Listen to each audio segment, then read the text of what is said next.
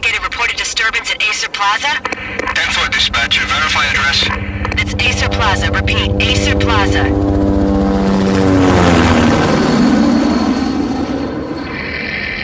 Shots fired on the rooftop. An assault in progress at Acer Plaza. Repeat, an assault in progress.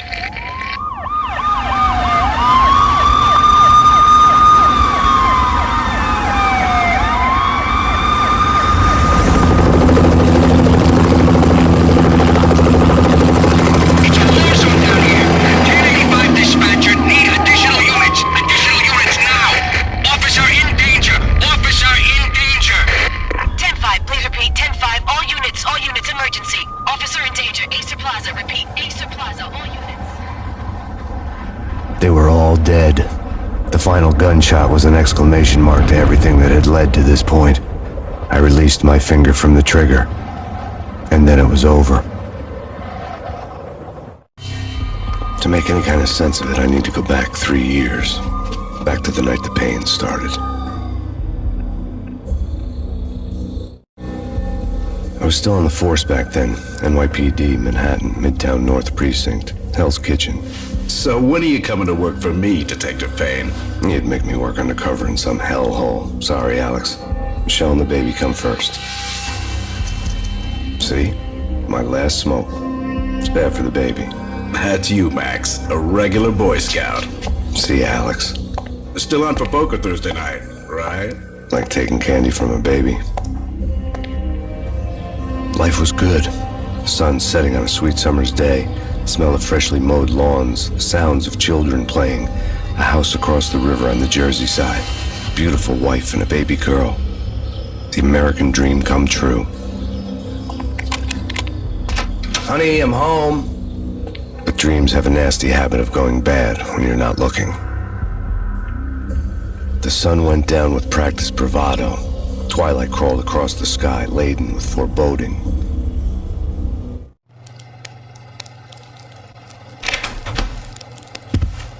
Michelle, honey, anybody home? I didn't like the way the show started. They'd given me the best seat in the house, front row center. What the hell?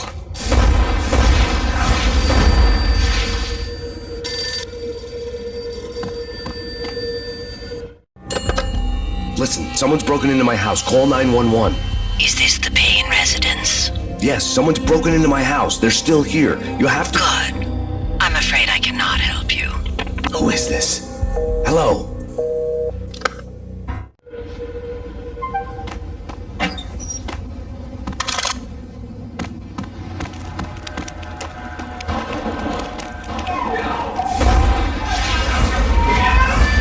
Michelle!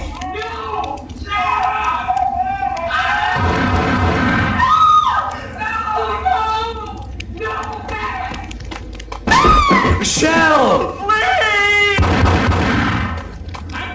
It's coming. Freeze! NYPD, drop it! Coming!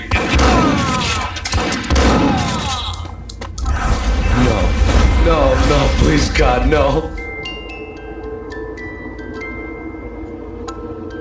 The flesh of fallen angels!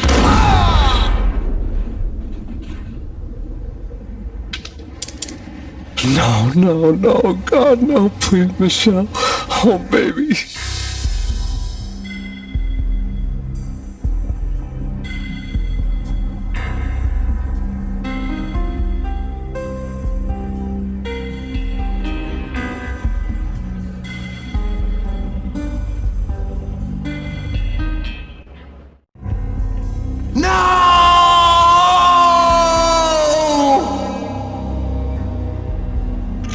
That was 3 years ago. Everything ripped apart in a New York minute. The killer junkies had been high on a previously unknown designer drug, Valkyr, V. After the funeral, I told Alex I'd be transferring to the DEA. It took us 3 long years to get a break in the Valkyr case. Then, finally, 2 months ago, a dime dropper tipped us off that Jack Lupino, a mob boss in the Punchinello crime family, was trafficking. I went undercover, infiltrated the worst mafia family in New York. I came in from the cold and the dark. Outside the city was a cruel monster. I've been swinging my way from the small time to the big fish, trying to get to the source of the drug. Alex and BB were my only contacts in the DEA, the only ones in this decrepit city who knew I was down here. BB here. Something urgent has come up with Jack Lupino. You need to meet with Alex immediately at the Roscoe Street station. I hadn't had a face-to-face with Alex since I'd gone undercover. Outside, the mercury was falling fast. It was colder than the devil's heart, raining ice pitchforks as if the heavens were ready to fall. Everyone was running for shelter like there was no tomorrow. It didn't get any better when I got to the subway. The feeling hit me like a point-blank shot straight in the face. I was not right about this. My Beretta stirred nervously under my coat, but the train doors had already shut behind me, and I was in for the ride. Next stop, Roscoe Street Station, and Alex.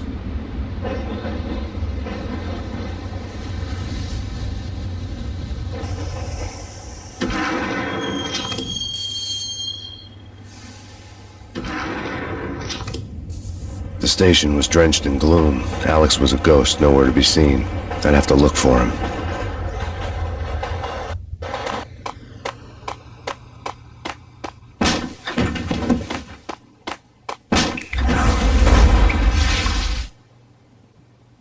Death was in the air at Roscoe Street. I'd have to find Alex fast.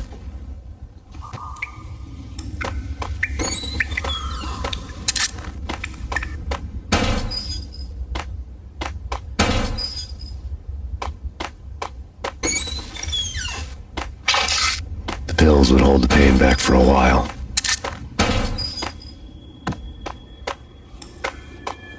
Wasn't Jake supposed to take care of this? He and Mickey are ever too much. No!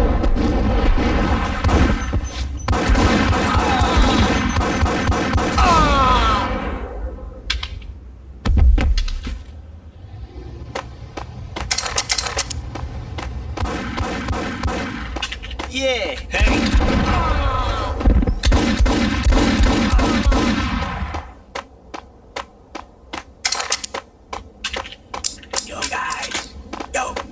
What the hell?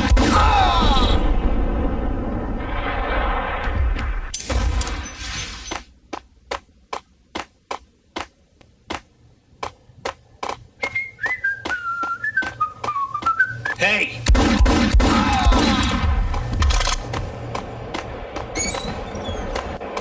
True. Hey, yeah!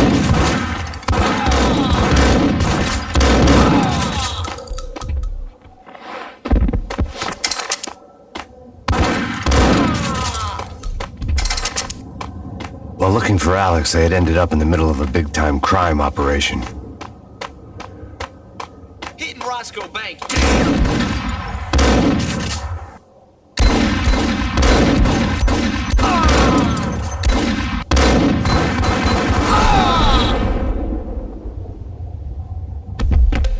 The gate was locked. I would have to find another way to get to the tunnel.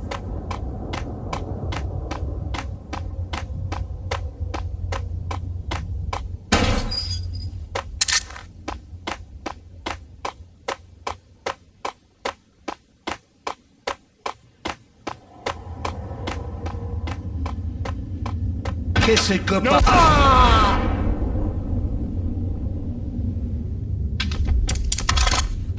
You saved me, man. What's going on here? A massacre. These armed thugs just appeared from nowhere. We need to get help. I can make the call from the control room 1 floor up. Can you take me there? Sure, sounds good. Follow me. Frankly, I'm too scared to go to the control room on my own without you and your gun.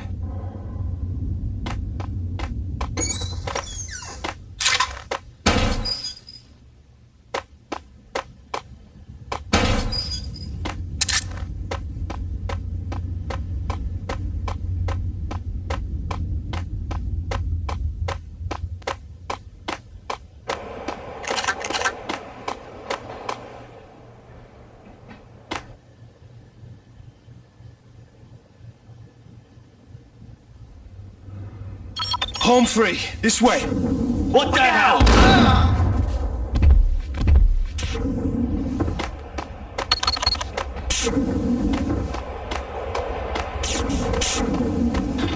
Get him!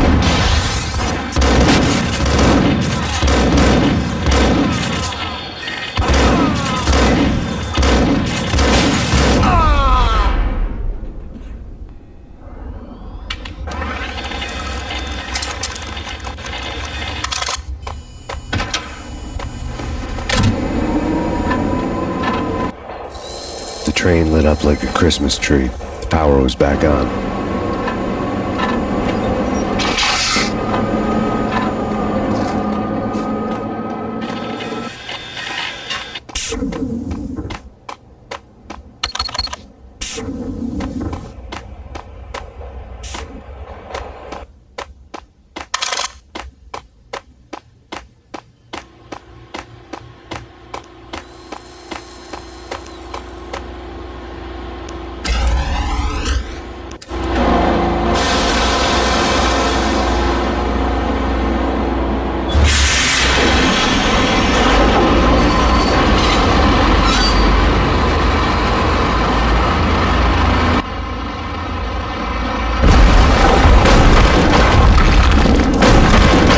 So much for being subtle.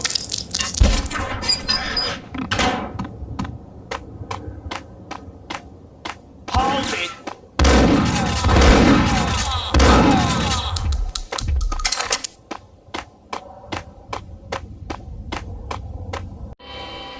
The rusty door led to an abandoned part of the station, closed off since the early 40s. Something big was going down at Roscoe Street. Maybe that's why Alex had wanted to meet me here. Maybe not. One way or the other, I was gonna find out.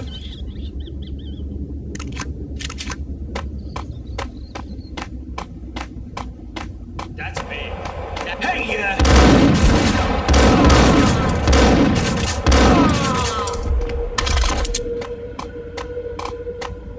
Hey!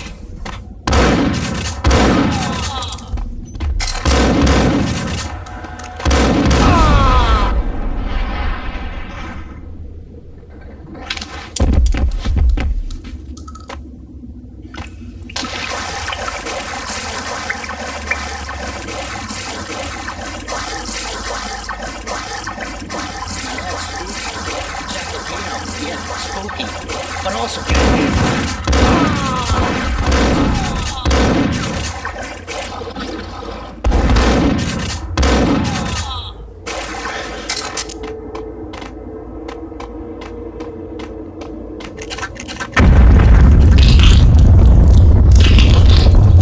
What the hell was that?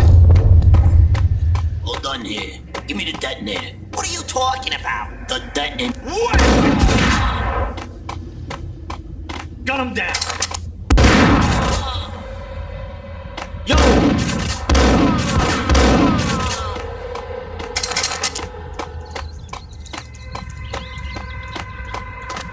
Okay, fellas. The police are on their way.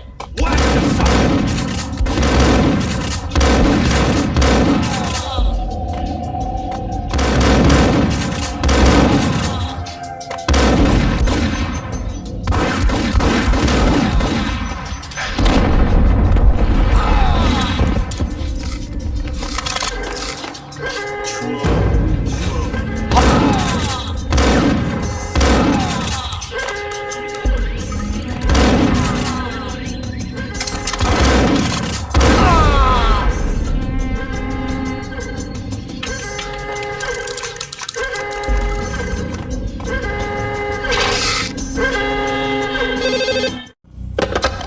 Come to you now live from the crime scene. Who is this? Right back at you. This is Deputy Chief Jim Bravura from the NYPD. You are to cease your criminal activities and surrender immediately. Sure thing, Jim. Me and the boys have been talking and everyone's real sorry. They'll never do it again. Who the hell is this? Being placed at the scene of a bank robbery wouldn't have tipped the odds in my favor.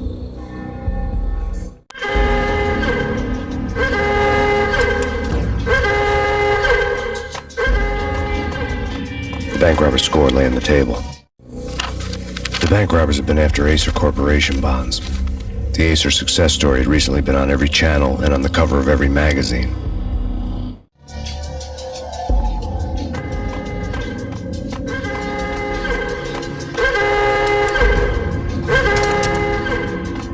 The bank robbers had left their tools on the table. Judging by the detonators, the crooks had bought enough explosives to send Lady Liberty into orbit.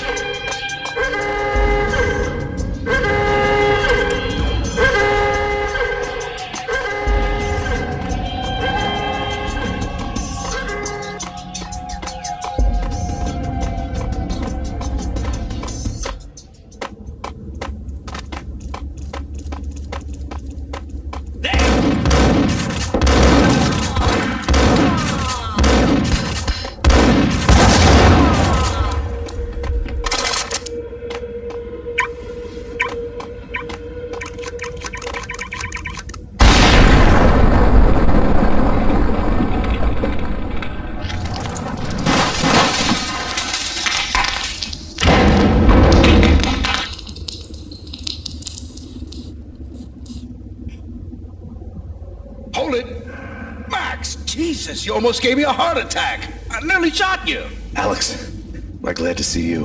What the hell's going on? There are more corpses here than at the city morgue. It's an armed robbery, a tunnel job straight to the Roscoe Bank vault through the old station wall. Is this why? This is Lupino's gig? This is Lupino's doing? Lupino's men? Really? You sure know how to pick a place? Can you get through? No, it's locked. We gotta get out of here. If it's Lupino, it's... Alex?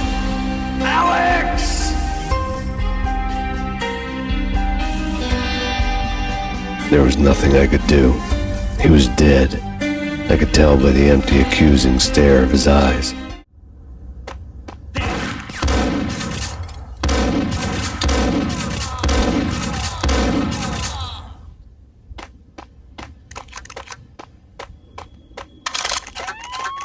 Let's get the hell out of here!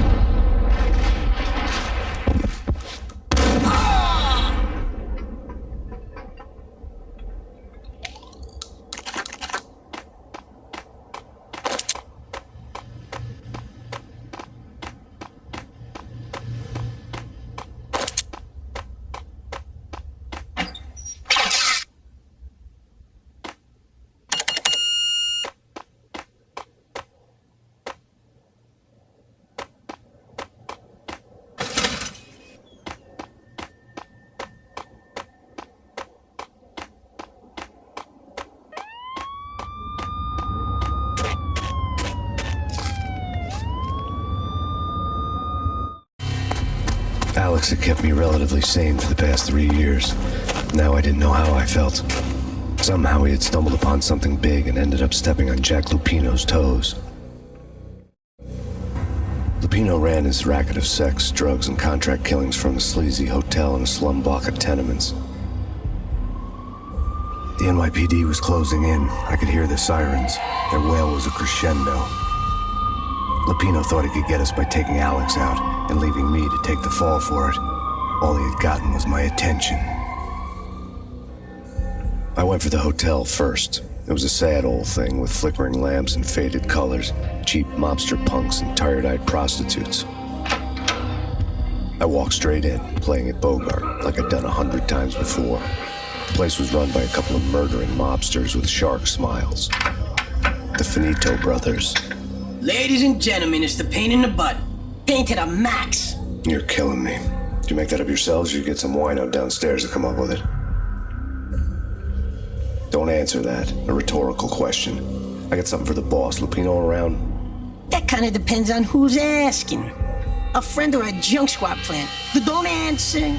It's one of them, how do you put it, rhetorical questions. Lupino ain't here, but he says bye. Lupino wasn't in his cheap hotel. Instead, I ran into the Finito brothers. My cover had been blown. The door slammed shut behind me, and then I was dodging bullets like raindrops. Pain in the butt. Ha-ha! Pain to the max. Junk squad plant. Gotta get Marble City. We did it!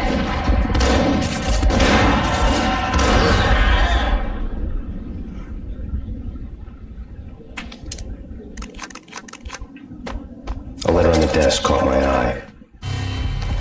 I had met Lupino only once. The gangster ran all his rackets through his right-hand man, Vinny Gagniti. Gagniti was a high-strung whiner on the verge of breaking apart, like an overamped Energizer bunny. He had the brains to run the business, but he lacked the balls, always falling short, taking his frustration out on underage addicts and call girls. The V deal goes down at your hotel. Jack's exact words, quote, Vinny, you're in charge of this one, unquote. Rico Muerte is coming to see it through. Anything goes wrong and everybody's gonna get dead. Goes double for you.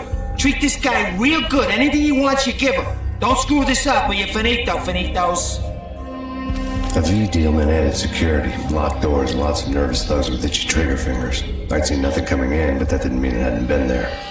Rico Muerte was a regular Kaiser Soze, a spook story told to keep the apes in line. 313. The Finitos had scribbled Muerte's room number on the note's margin. Bosses! Everything all right? Bosses! Joey! It's Joey! They're right now! They're not answering. Call the others. Tell them to come quick. Hey, but we can't wait for them. We gotta go in now! Bosses! We're coming in! There he is!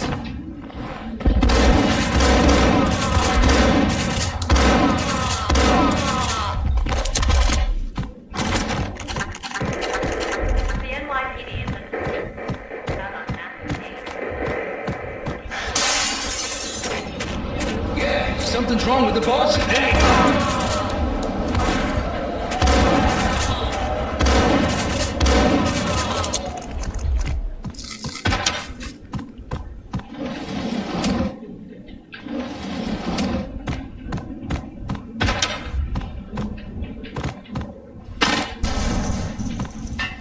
What the hell?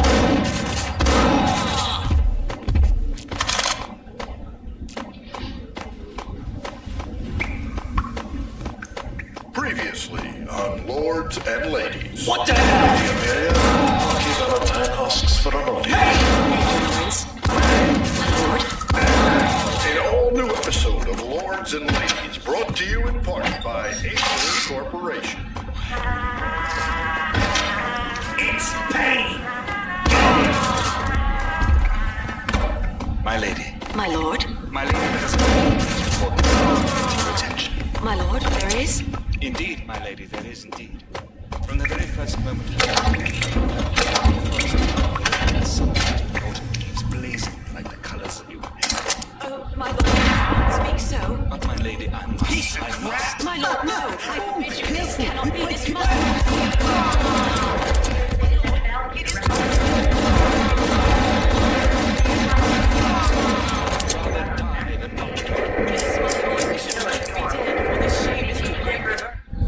Tonight, the city's fight against the nightmare drug Valkyr took a turn for the worse, as DEA Special Agent Alex Balder was found brutally slain at the Roscoe Street subway station.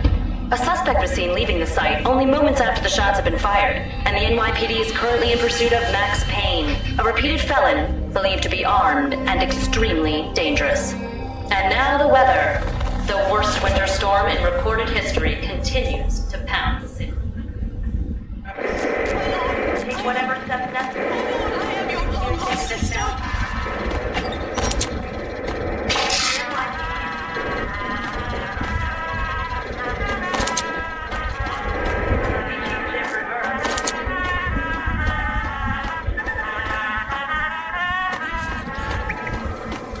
V-head junkies could go off without a warning.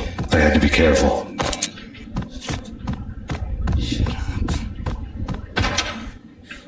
There! He's coming.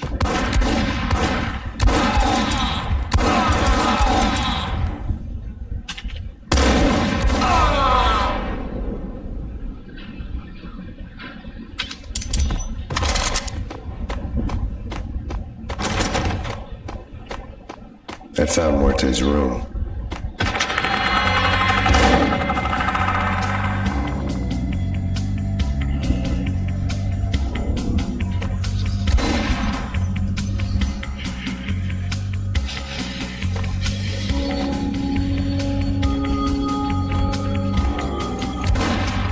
Muerte had received a letter. Our investigation had turned up nothing to link Angelo Punchinello, the head of the Punchinello family, to Valkyr. All tracks had ended with Jack Lupino. The letter in Muerte's room was signed by the Don himself. It was the first hint that the Kingpin knew what was brewing inside his syndicate. The trouble you got into after the Chicago screw-up. The Punchinello family bailed you out. You have been waiting for a chance to pay us back. One of our trusted boys has a monkey the size of King Kong on his back. We need your special skills for backup on a major deal. Collecting evidence had gotten old a few hundred bullets back. I was already so far past the point of no return I couldn't even remember what it looked like when I had passed it.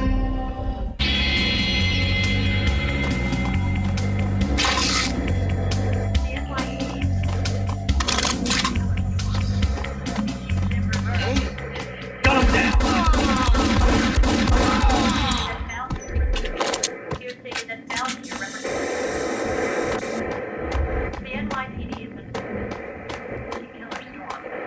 Reaching Jim Rivera. Yo!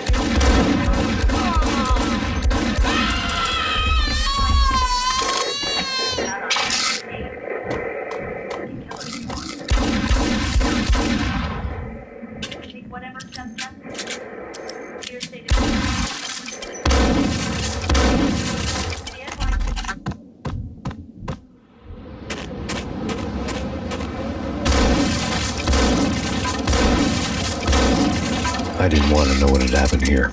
It was not a pretty sight.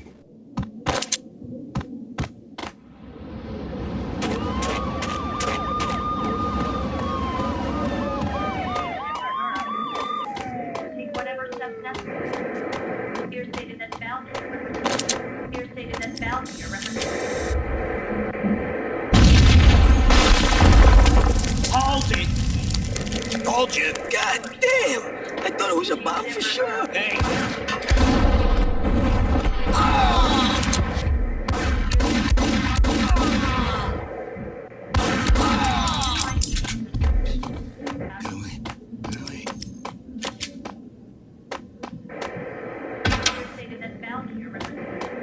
The hooker had left her diary on the table. The diary belonged to a hooker named Candy Dawn. The read would have made a vice cop blush. Had talks with the mystery hag over the phone again. Sent her the latest One-Eyed Alfred tape. As long as the hag keeps paying for the tapes, the old man could come every day for all I care. She had a nice sideline, making secret X-rated flicks of her clients and selling them to the highest bidder.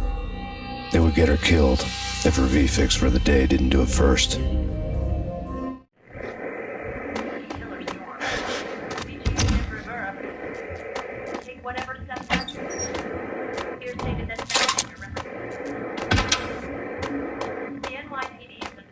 Hold it! Go get him. No, wait. Go get him. You go and get him. Take whatever steps necessary. Here stated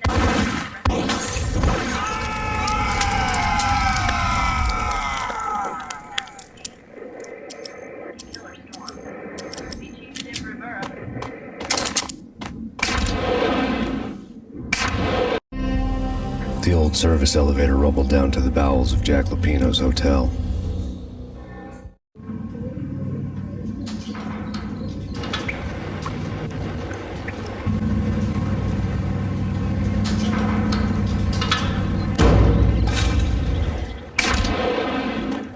It was freaking crazy! What the something?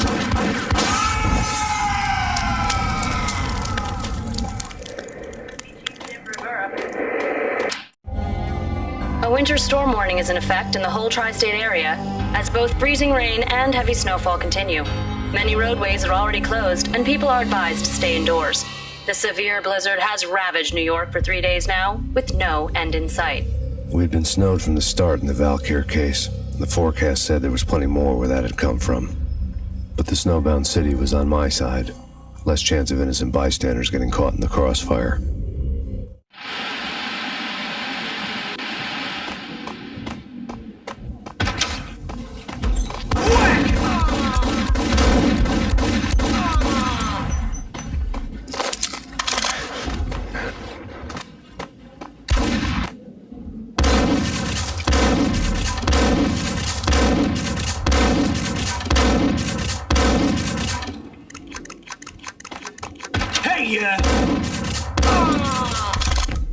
Exhibit number 1. A dead man tied to a chair lay on the boiler room floor. Captain Baseball Bat Boy has an unbeatable track record in superhero death matches. But a 6-pack of root beer gets me every time. The murder weapon was a baseball bat, now lying in a pool of drying blood next to a newspaper folded open on a Captain Baseball Bat Boy comic strip. A newspaper. Take vampire movies. Why are they always set in L.A. or Mexico? They can't even get a tan. If I was a bloodsucker, I'd move to the North Pole. Winter's one long... What the...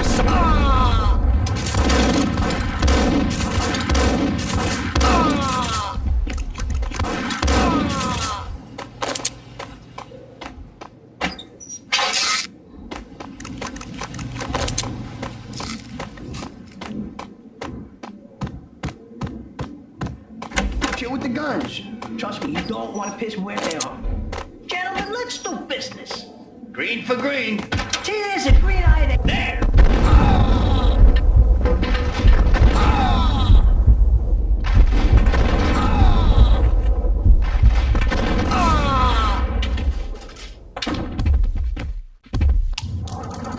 A lifetime ago, this would have gone down as a narcotics arrest. The transparent cylinders glowed green, full of Valkyr.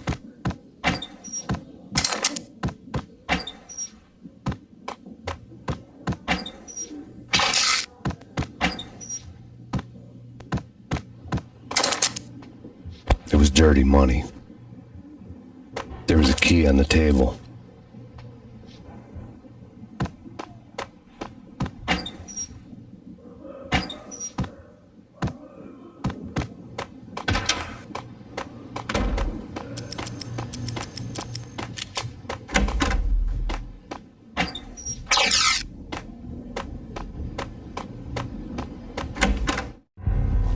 Two mad dog killers, ready to murder each other. They step into the next room, and I'm thinking, now they're gonna do it. But no. They sit down in front of a TV and solve their differences with the Kung Fu fighting video game. I tell you, Candy, I was so depressed, I strangled them both with the video game cables. Oh, Rico, you're so bad. I am, ain't I? Rico Muerte, big-time hustler. Who the hell? It's that cop. Muerte went for his gun. Do something. It's Payne.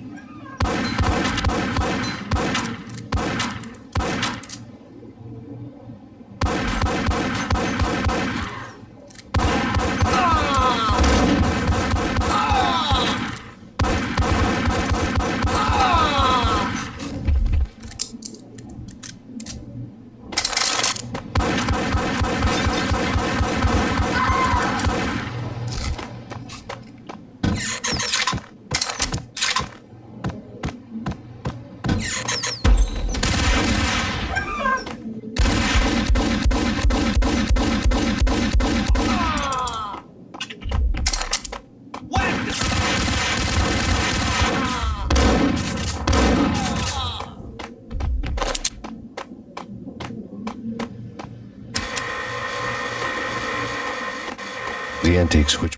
There was an old telephone switchboard in the back room of the reception area, the kind that made phone tapping child's play.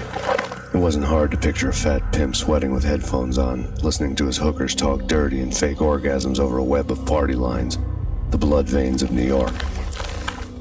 Right now, there was a different set of moans and groans going on. Boss, Cornelia, this is Max Payne. He came, started capping us. He killed him. Are you freaking kidding me? He's just one lousy cop. You better be freaking kidding me. Whack him. What's the freaking problem? Hello? Answer me. Hello? The word was out. A deadly virus released into the city's corrupt circulatory system. Something wicked this way comes. Max Payne at large. Word was still in use.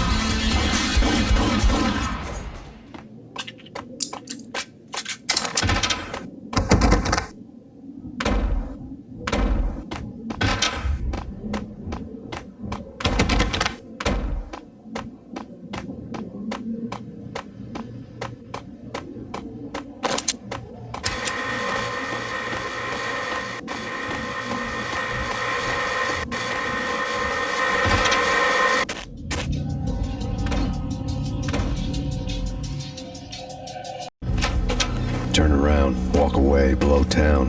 That would have been the smart thing to do. Guess I wasn't that smart. Lupino's tenement buildings were a seedy hangout for all kinds of sleaze. A liquor store, a pawn shop, a laundromat full of mobster bookies and loan sharks. The list went on. The how and why of it was a mystery to me, but they knew I was a cop. They knew I was coming, and they were going to get real trigger happy about it. I got to see Lupino's hangout all lit up. A bomb went off, turning snow into liquid gold. A fire lifted the remains of a car straight up into the air. The flames were highlighted on the hood of a black Mercedes-Benz as it coasted down the street real slow, as if the driver didn't have a worry in the world. I got a good look at the man riding shotgun. It was Vladimir, the head of the local Russian mob, the fly in Don Punchinello's suit. The ringing in my ears was the sound of a mob war being waged.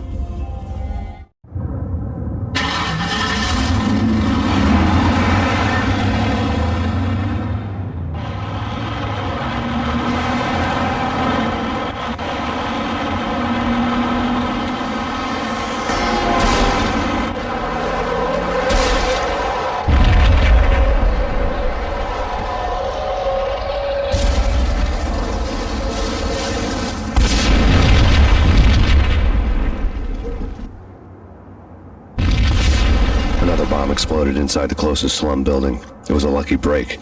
The goons inside were spooked, but luck always came with a price tag. More bombs could still be ticking inside, and the cops would already be on their way. Jack Lupino's suite was on the top floor. At least it used to be, before the explosive makeover. I don't know, man. Hey, yeah.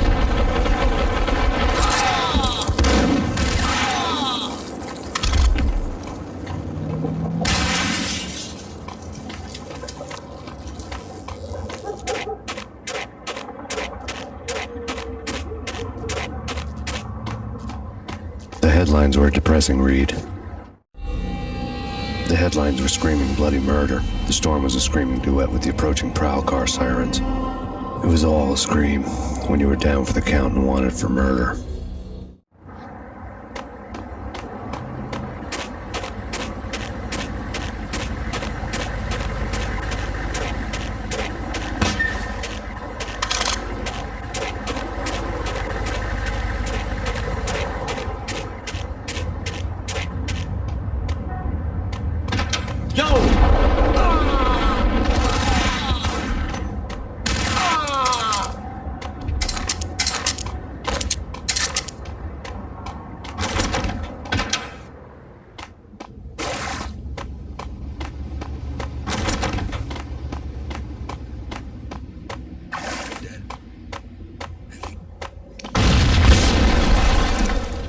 The whole building was rigged with explosives.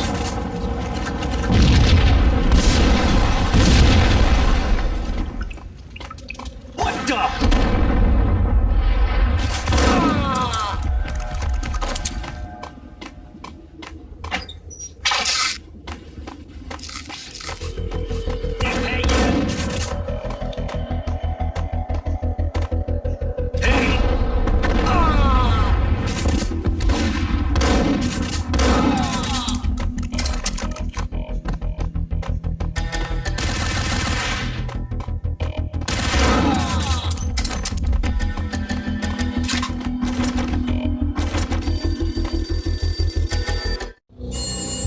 A beaten-up phone in the entrance hall was ringing. It could have been just a junkie in need of a fix, but it turned out to be something more sinister than that. Am I speaking to Mr. Payne? Who wants to know? My name is Alfred Wooden. You must hurry. The police are on their way. Tell me something I don't know. They know you're there. How? And what's it to you? I will contact you again. The cops arrived, sirens singing in the off-key harmony of a manic-depressive choir. I had a few minutes while the SWAT team would go through their usual routine. By the time they busted in, I needed to be long gone. Max Payne, this is Deputy Chief Jim Bravura from the NYPD. Drop your weapons and come out with your hands above your head.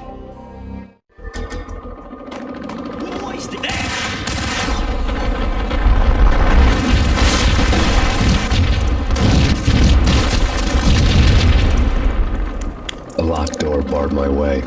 I needed a key.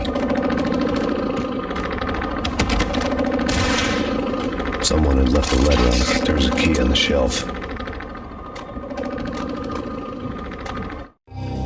Suddenly it all made sense. The bombs, the Russian mob boss making an appearance in person. Gognitti was his usual self. All talk and no walk. After our hit, the Russian has only a couple of guns left and they can be bought. There's no freaking way he has the guts to try anything after that. As it turned out, the Russian had plenty of guts. One thing you could count on, you push a man too far and sooner or later he'd start pushing back. Put your hands where I can see 'em. This is your final warning. Surrender or you'll be forced to take action. Don't make us come and get you.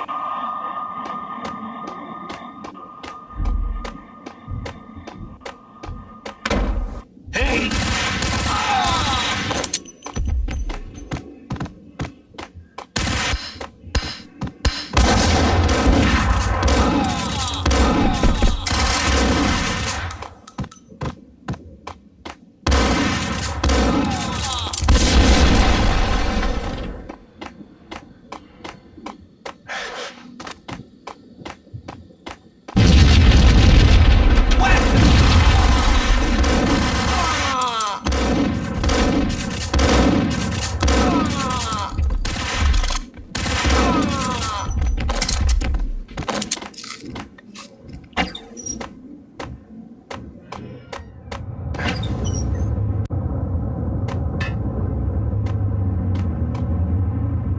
It's never been this cold.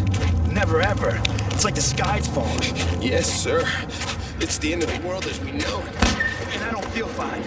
I don't feel anything. To get to the roof, I'd need to get to the elevator through the locked door up ahead.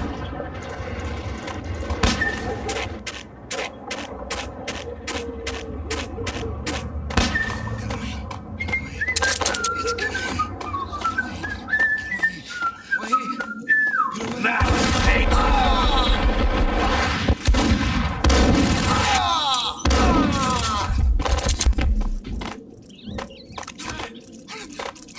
What the hell?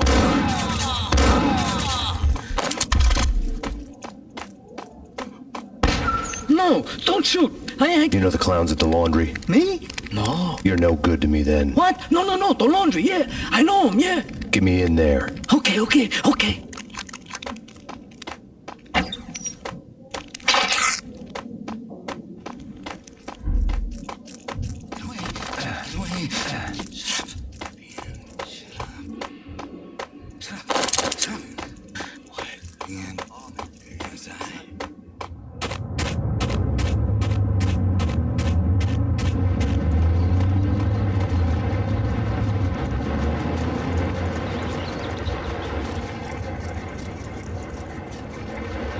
It's me. Open up. Let me in, quick. Not so fast. The password. John who? Come on. Okay, John Woo. All right. Come right in. It's a trap! There It's he Payne!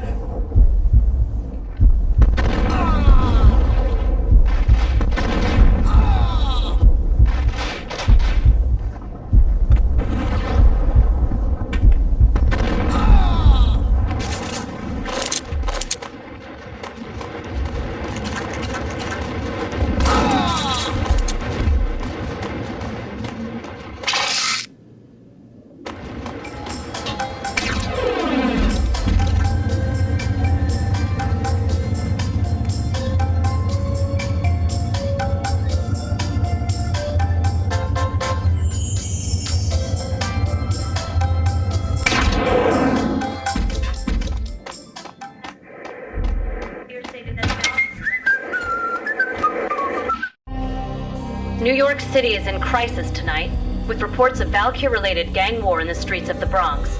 Apparently, Max Payne, wanted for questioning in connection with the slaying of a DEA special agent earlier tonight, is waging a one-man war against his former partners in crime. Among the list of casualties so far are notorious mafia members Joey and Virgilio Finito, as well as Rico Muerte, himself a fugitive from the law, and a suspect for several murders in the Chicago area. The NYPD has been placed on full alert. A citywide APB has been put out on Max Payne. Deputy Chief Jim Bravura has promised to take whatever steps necessary to bring him to justice. What those steps may be remains to be seen. For NY CNN TV News, this is is Kira Silver.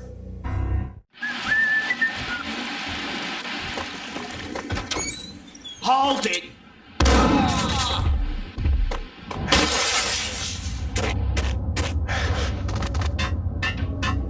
What's up? On address unknown. I don't want to go there. It's the last place I'd want to be. That's where I always end up. Only it's not me talking to a flamingo, but someone who looks the part down to the tiniest detail. Except I'm hiding in the shadows, watching it all unfold. The flamingo speaks.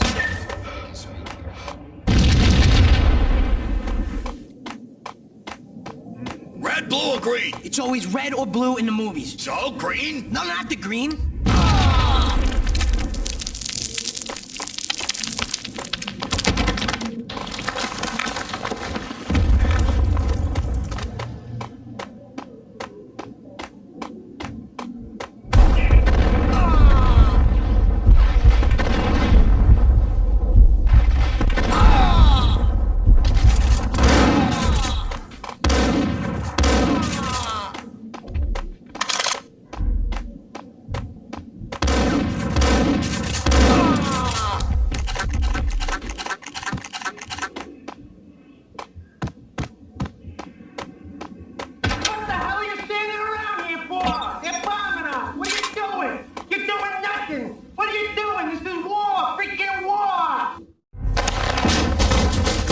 Vinny got needy. Just the man I've been killing to see. Payne? Freaking Fed! I knew from day one there was something screwy about you. What do you think you're doing? You're a freaking cop. You ain't got squad on us. You can't just come in here waving your piece like it meant something. Yeah! Oh my God! Oh God, you shot me! Ah! You're dead, Payne! What the hell are you waiting for, you apes? Kill him! Kill him! With pleasure, boss. Gagnetti bailed. I made like Chow Yun Fat.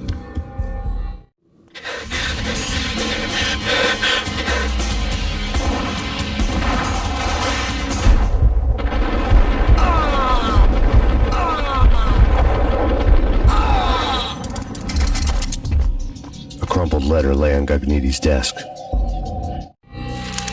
The letter was addressed to Don Punchinello, but Vinny had never had the nerve to finish it. Jack's gone voodoo. Just the other night, he shot Dino because he wanted to see what his brains looked like splattered on the wall. He's a freaking mad dog. We're running out of men and business fast. Gagnetti had been living in mortal fear of his boss. Jack Lupino was a psycho.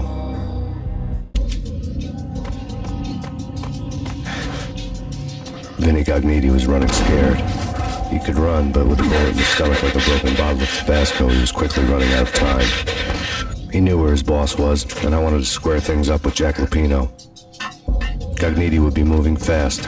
I don't know about angels, but it's fear that gives men wings.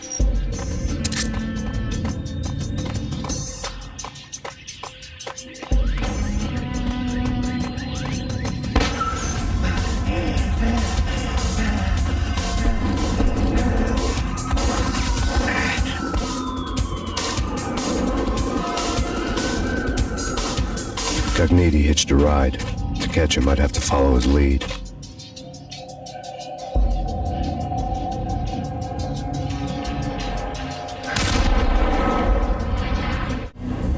This was my second train ride of the night. The way it started didn't promise anything better than the last one.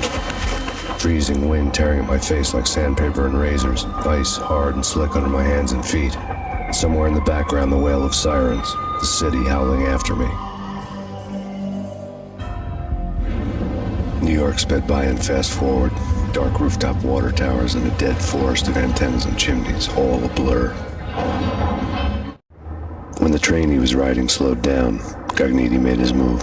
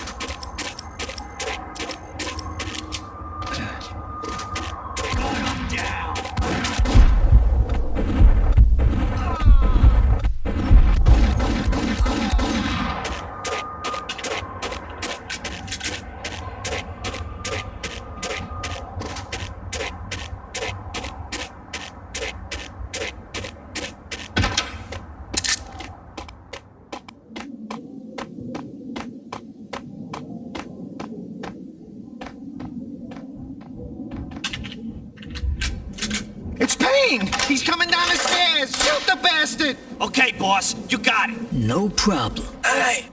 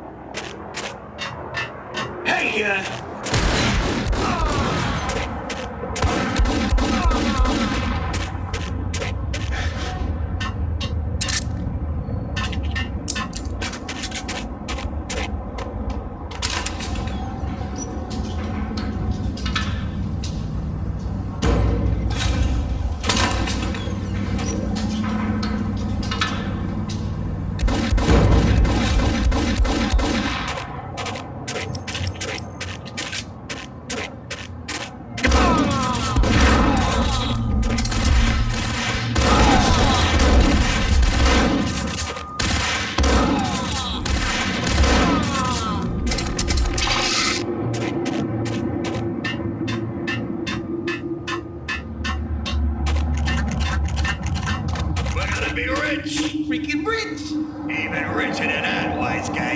Freaking rich!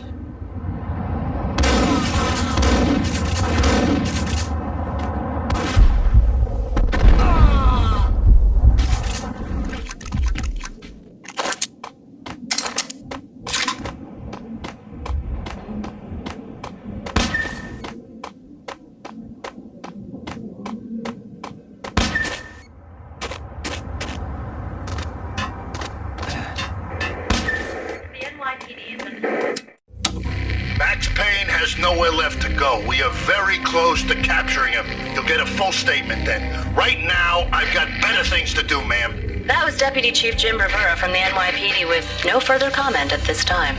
Apart from his suspicious food habits, I figured Bravura to be one of the good guys. Fate had just dropped us on different sides in this. But when it came to capturing me, he was way out of his league. I had already ditched the cops a couple of rooftops back. For now.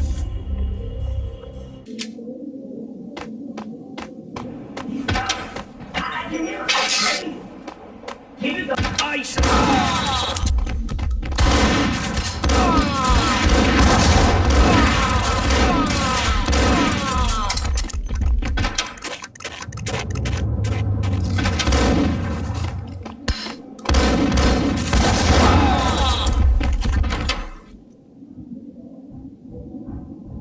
Open, goddammit! Payne! I'll kill you, you lousy freaking cop!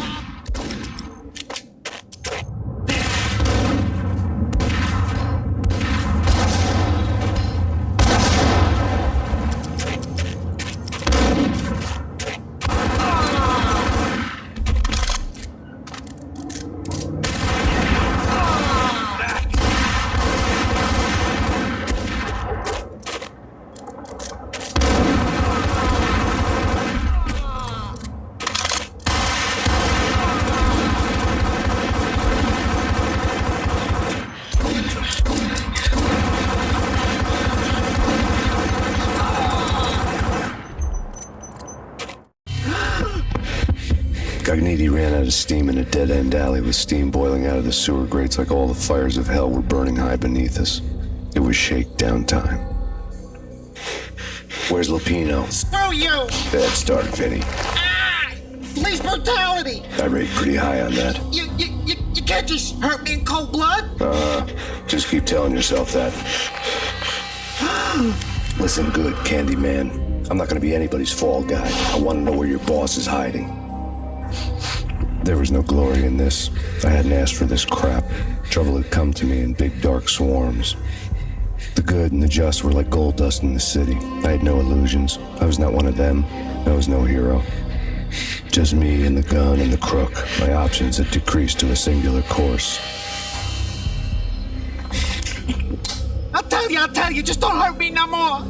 Lupino's at Ragnarok, the nightclub. Book me, take me in the whole minute to freaking jail, just don't hurt me. Your rights will be ready at your funeral. Ragnarok was Lupino's private nightclub, a den of drugs built into an old theater. I knew what waited inside. V-head junkies ready to explode in random acts of senseless violence. And Lupino's goon squad, the worst stone-cold killers this side of hell. Ragnarok was as inviting as a headache, flickering and flashing to a machine gun beat. The belly of the nightclub was a gothic theme park that began with bondage games and led to the nasty stuff from there. As subtle with its dark message as a cop killer bullet through the heart. Like father, like son, just like Jack Lupino.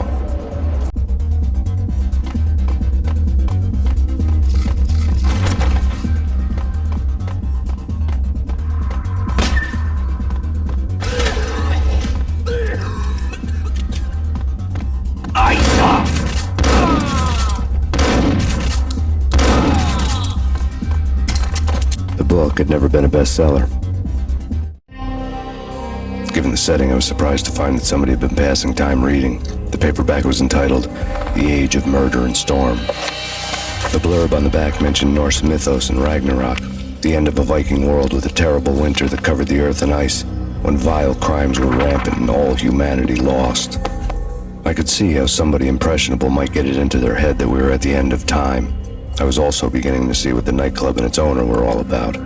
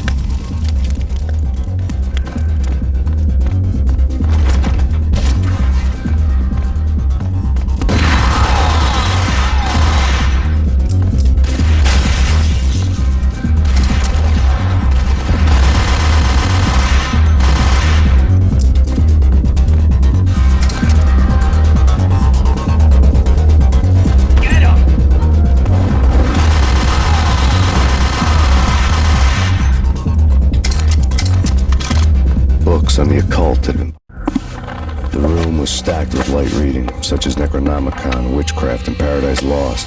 Old exotic titles like Malleus Maleficarum and De Umbrarum Reini Novum Portis. Books with pentagrams on their covers, all dealing with the occult and the infernal, lying between stacks of horror videos and a couple of Ouija boards. The only thing I could take seriously was the thought of Lupino taking it seriously. He had been spending a lot of time getting intimate with the guy downstairs. Well,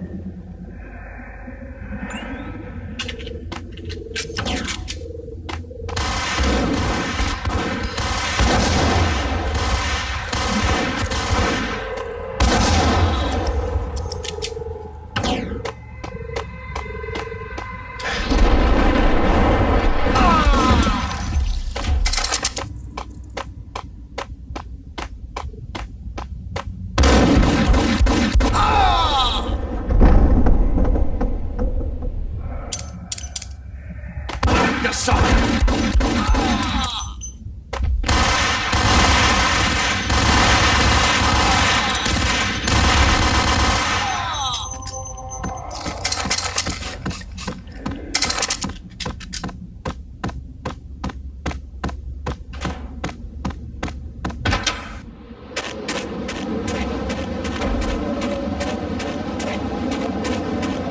What the hell?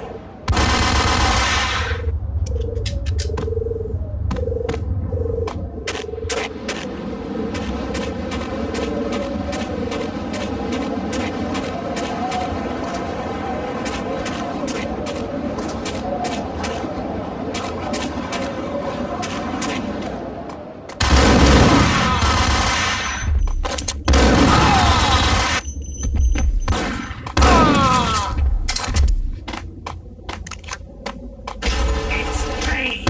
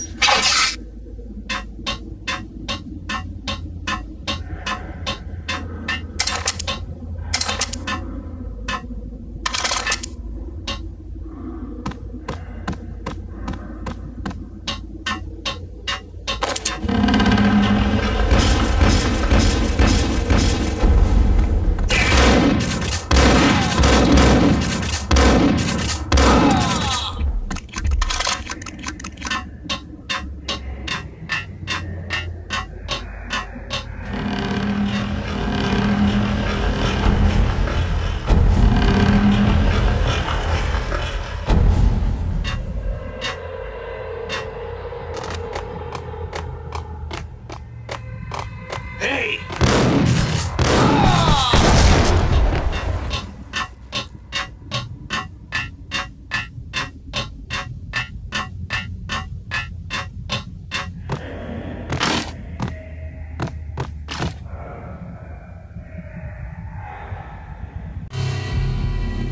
The backstage area led to Lupino's inner sanctum.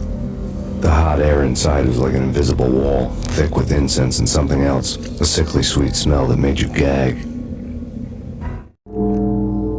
This was the rotten core of the Big Apple. Lupino lurked somewhere ahead, like a spider at the center of his web, waiting. The vapors in the air started to make my head swim. Torn pieces of a letter lay scattered on the sofa. Punchinello had threatened Lupino in writing. The note had been torn to pieces, bloody fingerprints all over them. Don't want you to think that one of my boys is not playing with a full deck. Shape up, Jack. We are running a business here. I'd hate to send the trio to strong-arm you. The trio were the Don's notorious henchmen. It was obvious that Lupino hadn't been intimidated by the threat. Lupino's notes covered the table. Jack Lupino was crazy, all right. The table was scattered with notes of demented arcane nonsense written in rusty blood. A mishmash list of demons, devils, and dark gods evoked. Beelzebub, Asmodeus, Baphomet, Lucifer, Loki, Cthulhu, Lilith, Hela! Blood given to you all. He was after that old Faustian deal. Your soul for power and fortune. Just sign on the dotted line with your blood. Lupino's notebook lay on the pedestal. Jack Lupino was crazy, all right. Mythic wolves, let loose to devour the sun and the moon. Lupino is the wolf. I'm Mr. Beast, the big bad Fenris wolf. I'm the end of the world man, wearing the flesh of fallen angels. After Y2K, the end of the world had become a cliche. But who was I to talk? A brooding underdog avenger alone against an empire of evil, out to right a grave injustice. Everything was subjective. There were only personal apocalypses. Nothing is a cliche when it's happening to you. The flesh of fallen angels! Come to me all! Astaroth, Beelzebub, Asmodeus, Baphomet, Lucifer, Loki, Satan, Cthulhu, Lilith, Ella! Blood to you all! Secret. Living under the skin of reality. I've seen it. The corruption of flesh.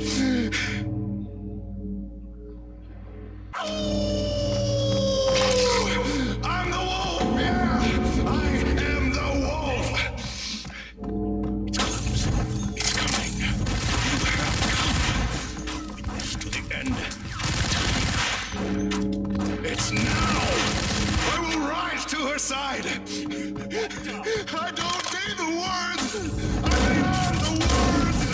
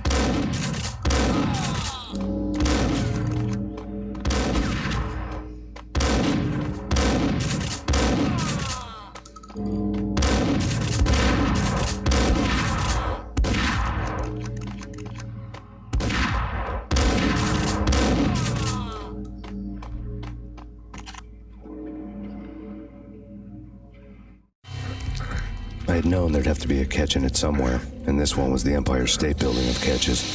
Lupino was pumped up and dying to go 15 rounds with a mutant alligator. And then he started this spooky monkey talk, straight from a bad dream. Mine. I have tasted the flesh of fallen angels. I've tasted the devil's green blood. It runs in my veins.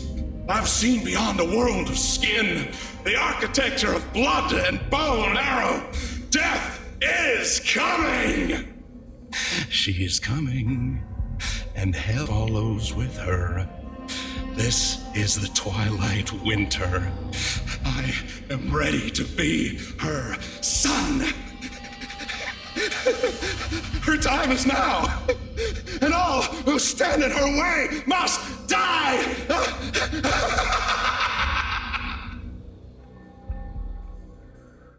Die! You'll die! You'll die! Now! All die!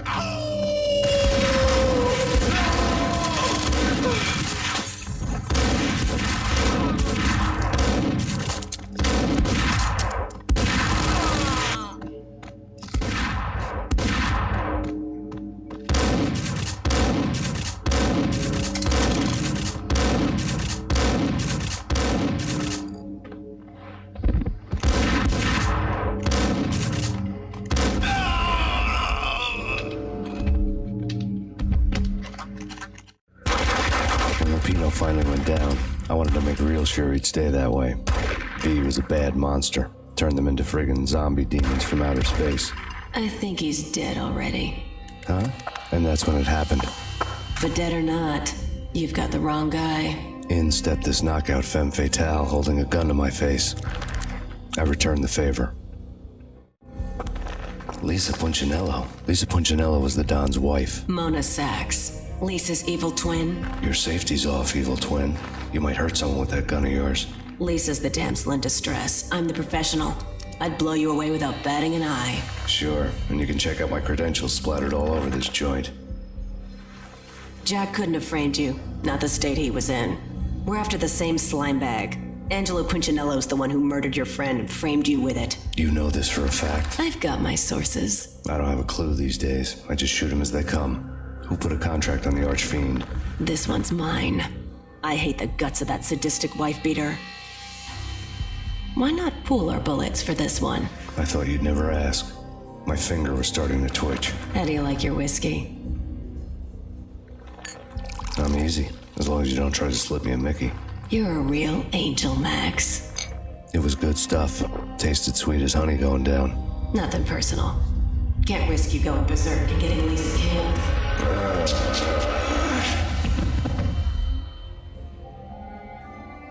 The nightmare was always the same.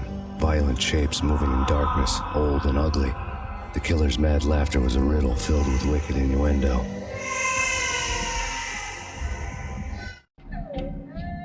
Somewhere, the baby was crying.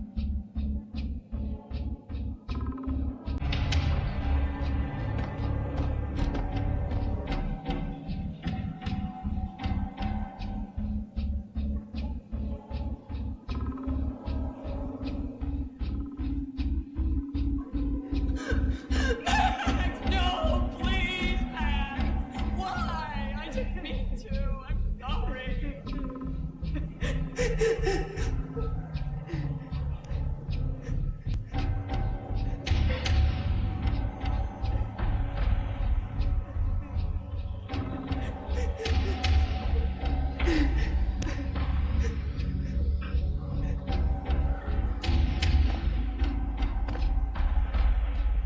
Should've known it when we found you snoring next to Lupino's corpse. A comedian, huh? The pictures were filled with good old times.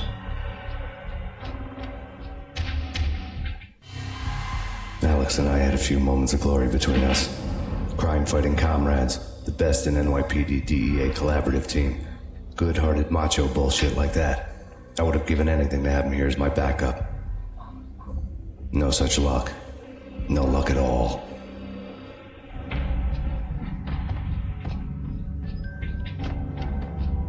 Michelle looked at me from the photo.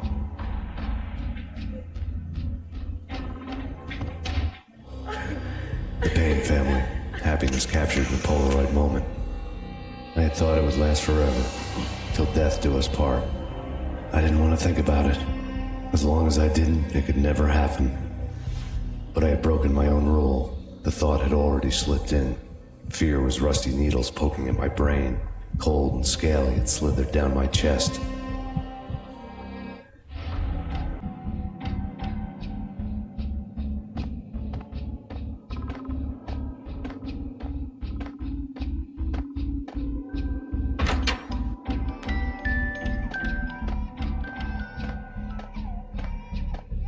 I really love to watch cartoons.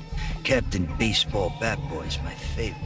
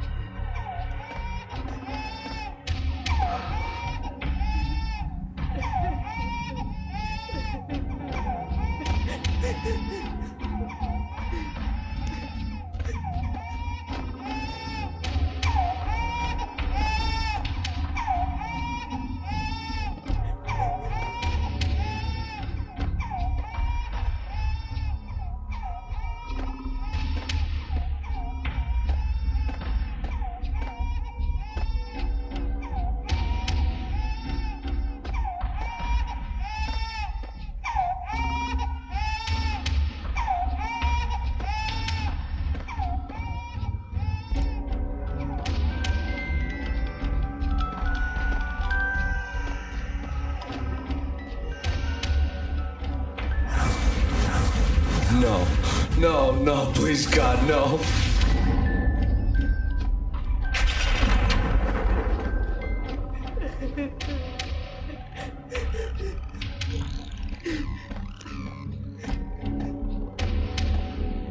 Slice them, dice them, shoot them full of holes, blow them to bits, vaporize them, disintegrate them. No matter what you do, they'll still be back, good as new. Michelle's diary lay on the table. Michelle was working part-time in the district attorney's office. Her diary was open on today's entry, her handwriting all pretty curves. An army dossier found its way to my desk yesterday. Valhalla? Isn't that a Norse myth? Something about Vikings? I tried to tell Max about it, but he was busy, that cute frown on his brow. Guess it's nothing, just a mix-up at the courier service. From now on, I would always find time for her. It was a hollow promise. Too little, too late.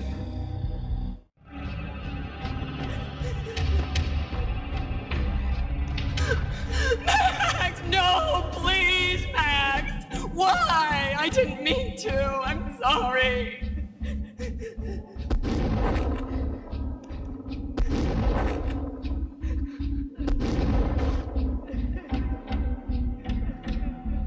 Murderer! You killed her!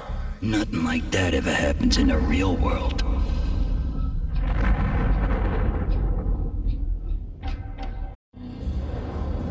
I woke up in a bad dream. My head felt 2 sizes too small for my brain. Max Payne. I envy your name. And the killer was smiling. Pleased to meet you. I'm Frankie the Bat Niagara. Niagara, as in you cry a lot? He had a baseball bat and I was tied to a chair. Pissing him off was the smart thing to do.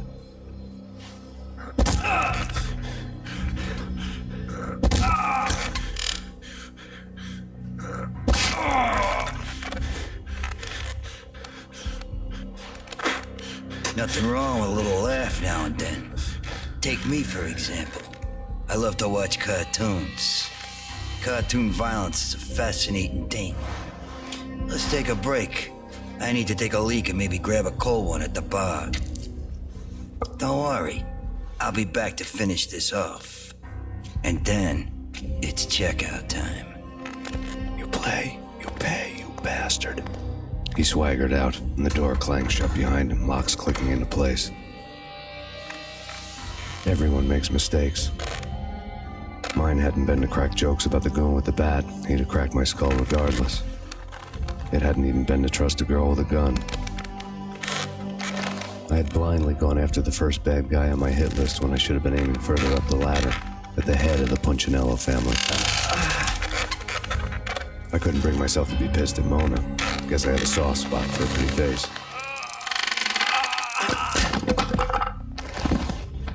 But when somebody play baseball with your head, you tend to get sore. They had dragged me back to the basement of Lupino's hotel. I was beaten, bruised, and blue. I felt like the chair I had broken to get free.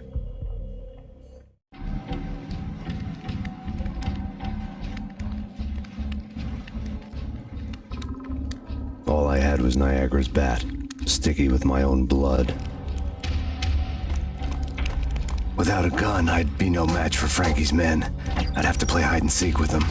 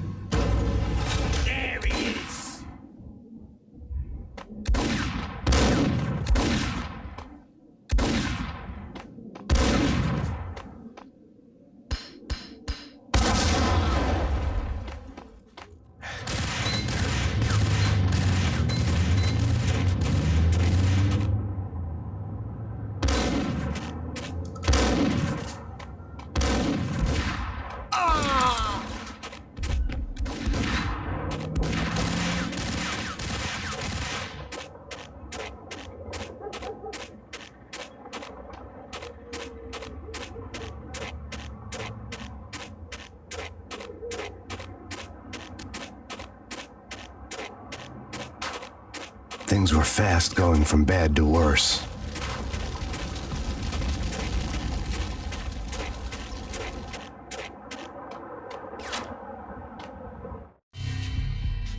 The men in blue had come and gone. They had decorated the place with chalk outlines and tied it together with yellow tape. The cops who had stayed behind were dead. Frankie, his boys, and I had the place all for ourselves. Just forget about it. Just forget about it. Hey, just forget about it. That crazy witch, you should have heard her. She was a real scream when the boys caught her trying to cap the Don. Oh, that's friggin' bad. To the trio? That's even worse than what Frankie's doing to that poor bastard downstairs. She's gonna take a long time to die. The mobster muscle on the phone was talking about Mona. Punchinello's trio were nothing but bad news.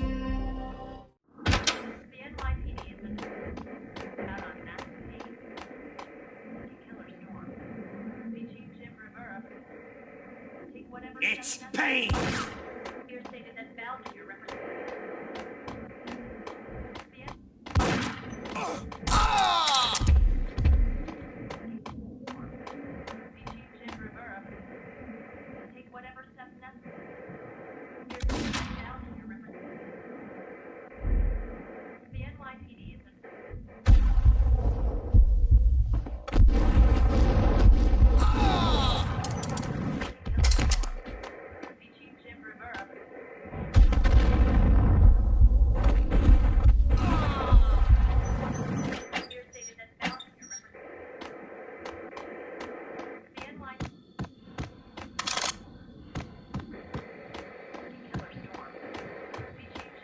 More evidence that Punchinello didn't like me much. The fact remains that all the victims so far identified in the Ragnarok shooting have been known criminals, many of whom had large doses of V in their blood. Reliable sources say that Max Payne was also among those killed, although no body has been recovered at this time. Reliable sources. That meant somebody thought the Mafia had me, didn't want the cops snooping around anymore. The body would be delivered to them barely recognizable. Case closed. Don Punchinello had the power to be that reliable source, which was no news, but his news was old news. Framing me hadn't been enough. Don Punchinello had put a hit on me. He wanted me dead, and it had been important enough for him to give written instructions to Frankie about it. Max Payne should die like a dog for the trouble he's caused. Frankie, I know I can trust you to give this matter the dedication it needs.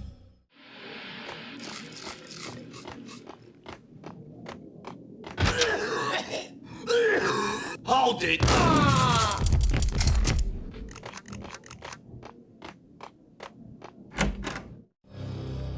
The hotel bar was fast developing quite a history. True to his words, Frankie was there, having a beer. Jesus Christ. How the hell did you get loose? Got bored waiting. Thought, what the hell, we could just as well finish this here. Fine by me. This will tell just as well.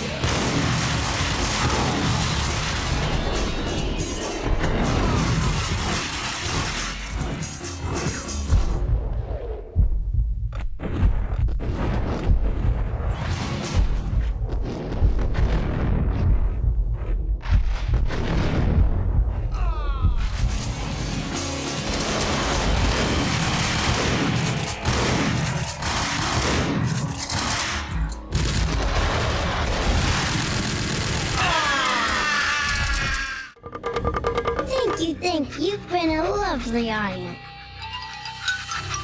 Had enough? I don't play with girls anyway. Unfair! I spotted the tail as soon as I left the hotel. A big black Mercedes. I'd seen the car before. That time it had heralded impressive explosions. Vladimir was back. Bang. You're dead, Max Payne. I might have laughed if I remembered how. What's this supposed to be? Cops and robbers? Look, you want something with me? Get in line. Peace, man. Relax. You know you are a real news item. Armed and dangerous. I am going to make you an offer you can't refuse. I've always wanted to say that. It's a bum rap. I've been framed. That's a moot point. Whatever you did or did not do, I'm sure you had good reason for doing it. Want to hear me out? I'm listening. Punchinello messing with V is bad for business all around. But that's not all. There is this guy, Boris Stein, used to pull jobs for me. He's the captain of the cargo ship Charon. Now the bastard turncoat has gone over to the other side, Punchinello's. The ship's loaded with high-res hardware, guns, my business. If Punchinello gets hold of that cargo, he's won and I have lost. And you'll have your work cut out for you. If you want to get to Punchinello, you will need heavy-duty persuaders. I am just the man to get them for you. Change the ship back under my flag, maybe pop 2 in the traitor Dime's head while you're at it. You'll get enough guns to start the apocalypse. You in or out? Let's get this show on the road. Vladimir was one of those old-time bad guys with honor and morals, which made him almost one of the good guys. None of us was a saint. The Brooklyn riverfront was a maze of rusty containers, sharp-boned cranes looming up from the snowstorm. On a night like this, you couldn't help but think of the dark army of dead men sleeping with the fishes, cement shoes in line. No Minotaur lurked in this labyrinth, but somewhere out there, on the clanking deck of his cargo freighter, the skipper of the Chiron was waiting, like the ferryman of the river Styx.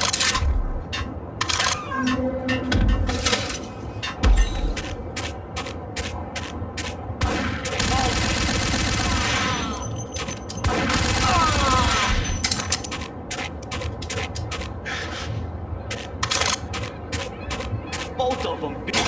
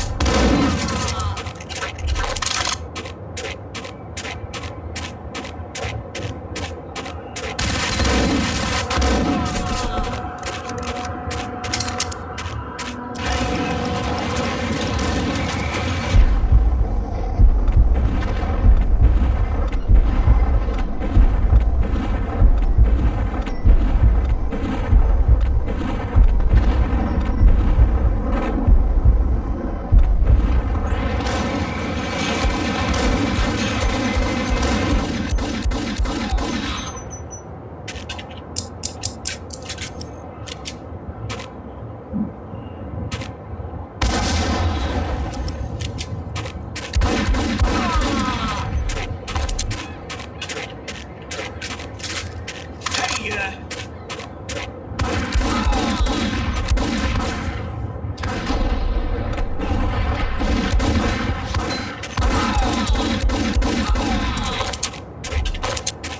the brakes.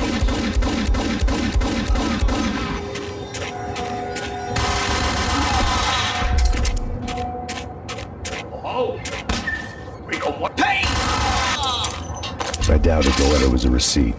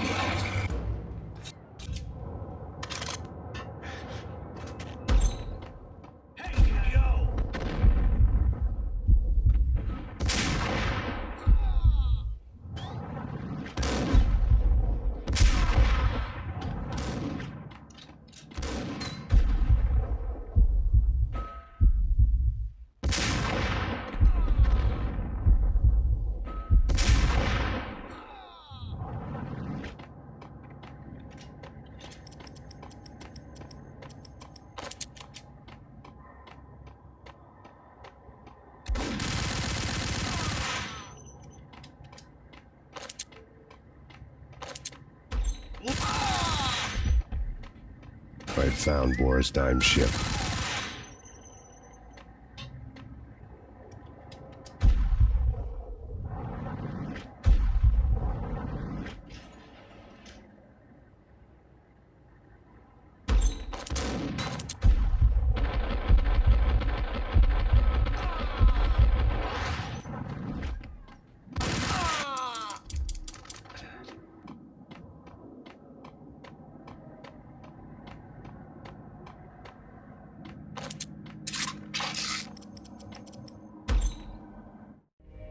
Rust had crept over the sides of the cargo steamer a long time ago. Boris Dime would be on board.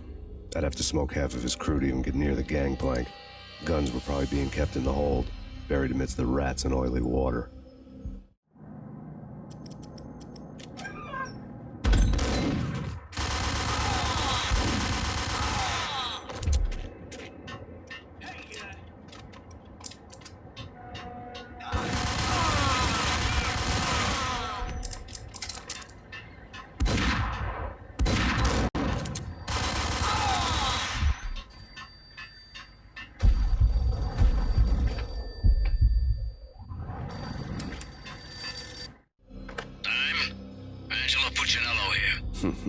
Angie, tell me, how much did Dime cost you?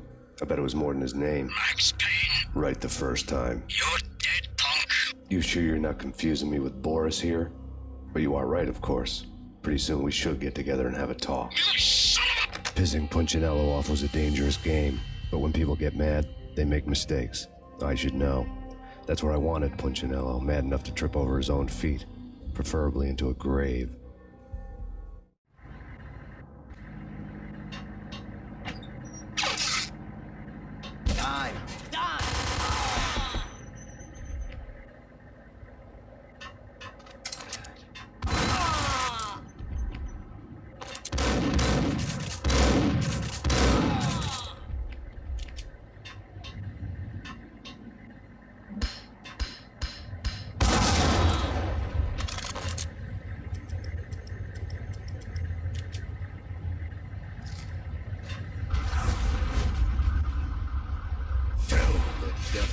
Dime sent you.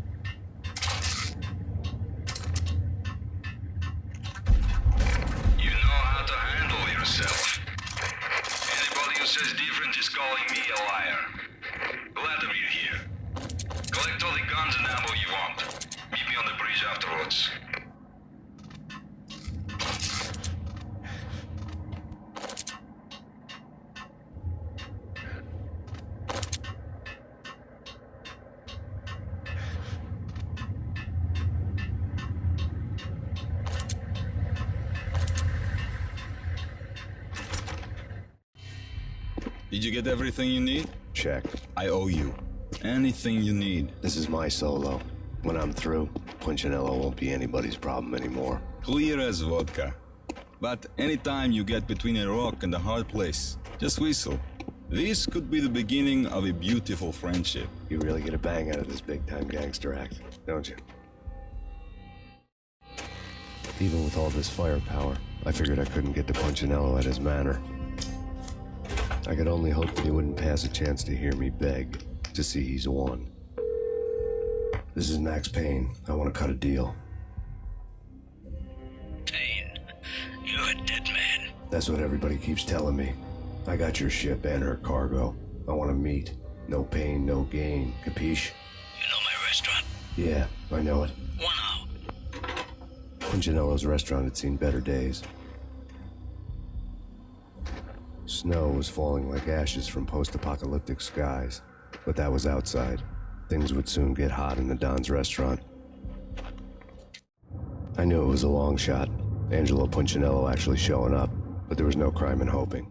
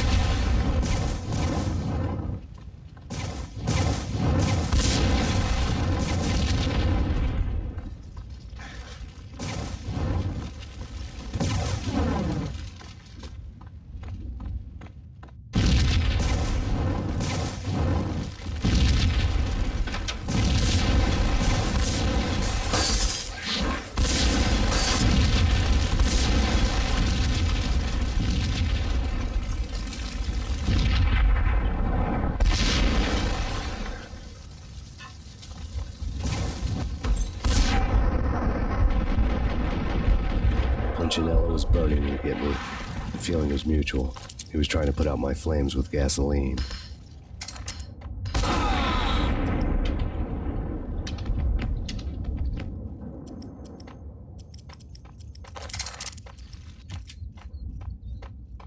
The mobsters have been guarding a real treasure, the way out of this disco inferno.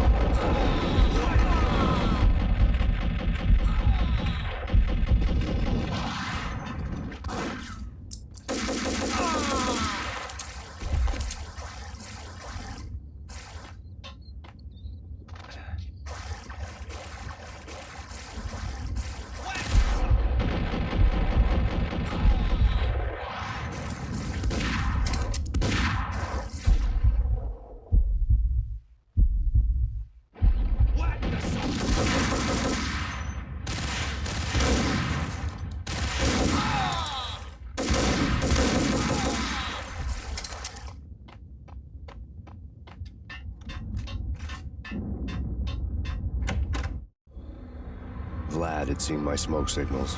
The Mercedes was revving to go, almost drowning out the banshee wail of the sirens. You coming? We'll drop you off at the Punchinello Manor. Sounds good to me. When this is over, look me up. I could use a professional like you. I'll keep that in mind.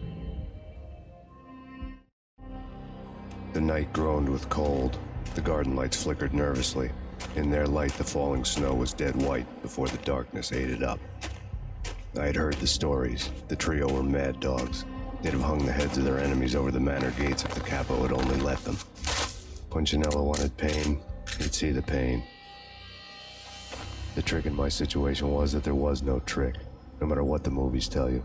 No rules, no secret mantra, no roadmap. It wasn't about how smart or how good you were. It was chaos and luck, and anyone who thought different was a fool. All you could do was to hang on madly, as long and as hard as you could. Someone had graciously left the back door open for me and killed the guards. My money was on Mona. I knew the trio would be standing between me and Punchinello. I had read their rap sheets, phone books. No one would be walking out of here alive. The numbing cold of the broken night had followed me in. Upstairs, the trio tangoed down the manor halls to the silent rhythm of their murderous hearts, the blood of their victims rust on their lips. Vince Mugnano, Pilot Providence, a.k.a. Big Brother, and Joe Deadpan Salem. The pistol was a frozen lump in my hand, piercing the skin, gnawing me to the bone. In death, the thug had been promoted to messenger. Someone hadn't enjoyed the Don's hospitality. Someone with a flair for the dramatic. Someone who had let herself out of a locked cell and past a couple of armed guards. My thoughts were on Mona again. I could only hope she was a good enough gambler to walk away while she was still winning, before she'd run into the trio.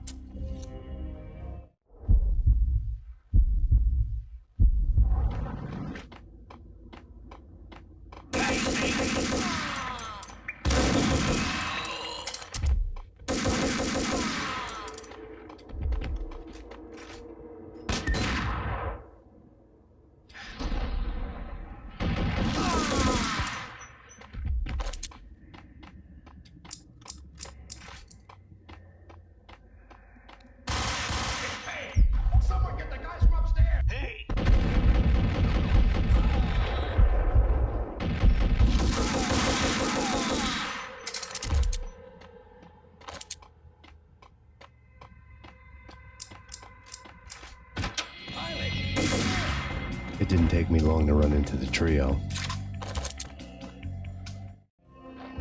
The word on Lisa Punchinello was that she was a bit of a witch. The tarot cards on the kitchen table fit the picture. They weren't my kind of cards, but I was willing to take a crack at the hand Mrs. Punchinello had dealt. The first card was the Tower. Maybe that was supposed to be the manor. It got easy after that. The devil was the master of the house, and death was me, coming for him.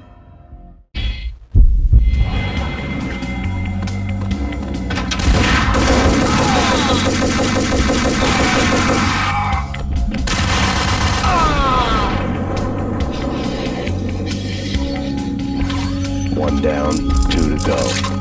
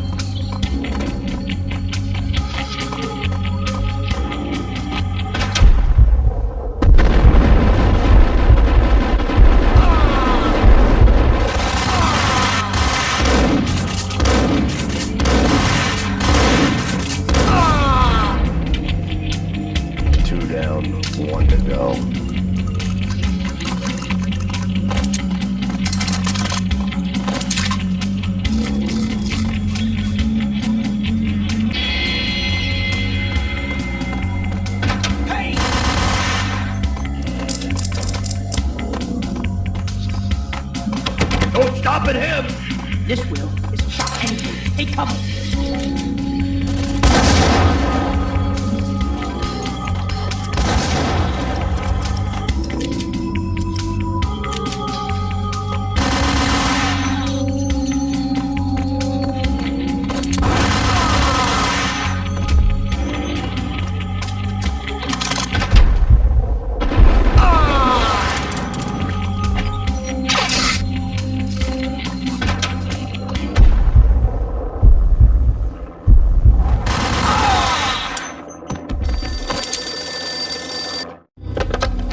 Max Payne. Talk to me.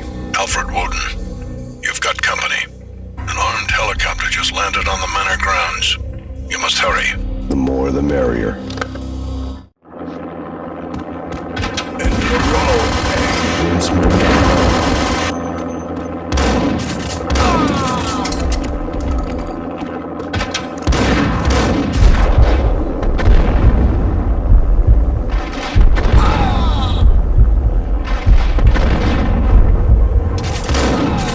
Punchinello's trio was done for.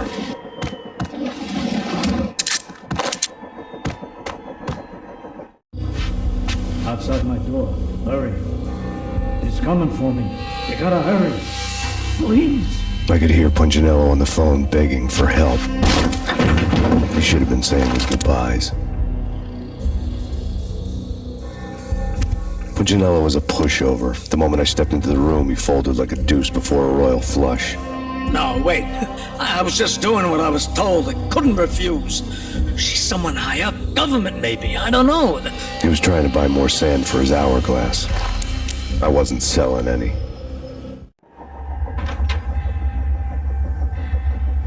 No, I told him not to.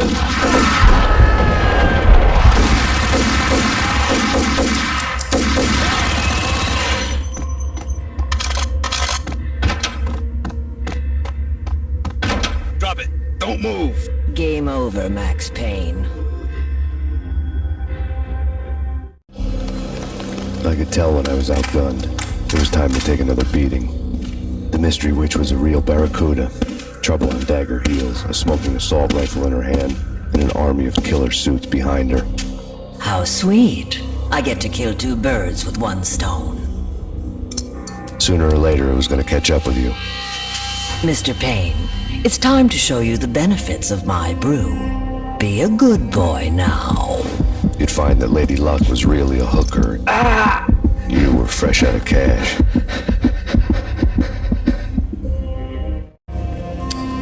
Gentlemen, we're done here. Take me to Cold Steel. If you had just given me an OD of Valkyr, I could feel green fire eating my brains. They turned to steam. They did a fade on me. I'd never had a chance. The witch had got me just as sure as if she put a gun to my head and pulled the trigger. The shadows rushed me, bruised mugshot faces hungry for revenge. They knew my weak spots and closed in for the kill. The floor turned into a vortex of green blood. I fell. The flesh of fallen angels.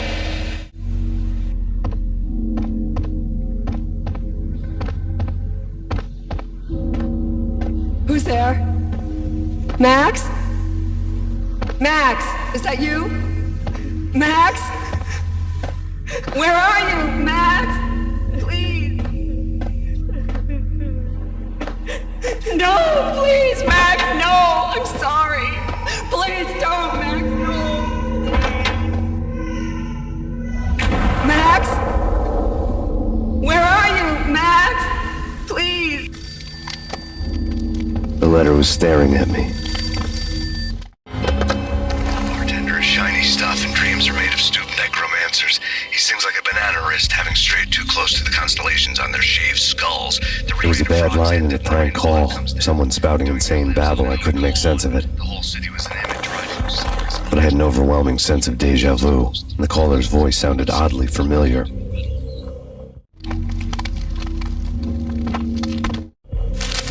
There was something disturbingly familiar about the letter before me. The handwriting was all pretty curves. You're in a graphic novel. The truth split my skull open, a glaring green light washing the lies away. All of my past was just fragmented still shots, words hanging in the air like balloons. I was in a graphic novel. Funny as hell. It was the most horrible thing I could think of.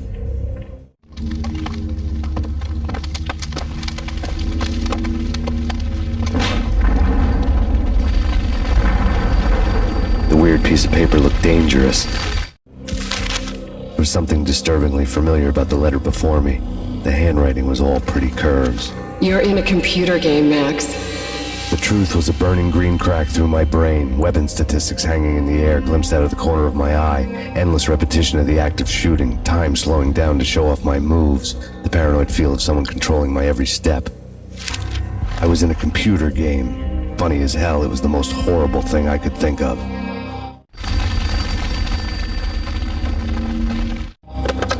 Don't lose it. It's Valkyr. The drug. Snap out of it.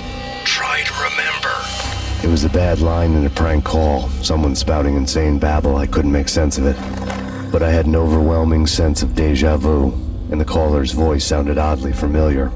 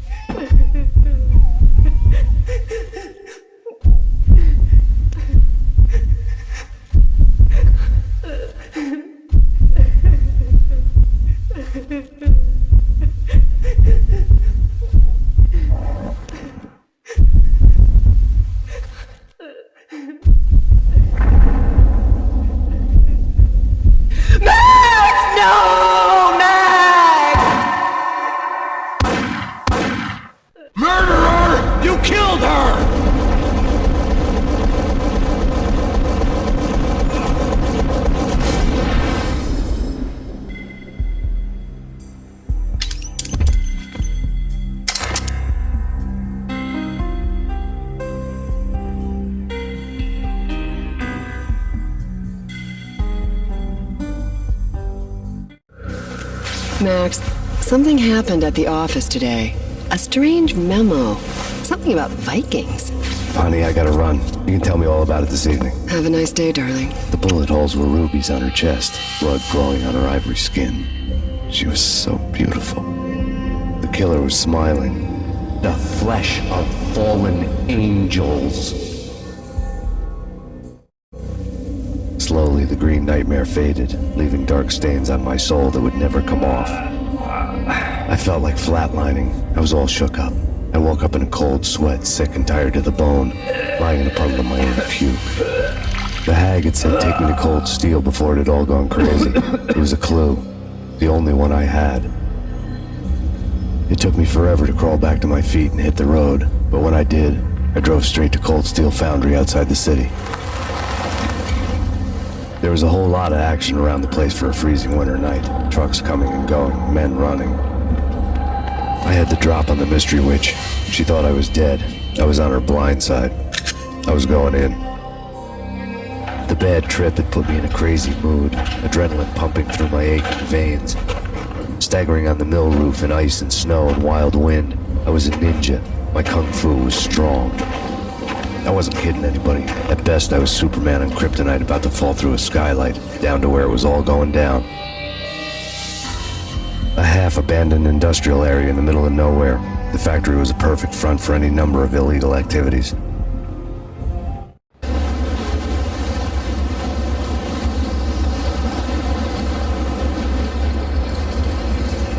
In the belly of the plant, molten metal boiled and bubbled like a witch's brew.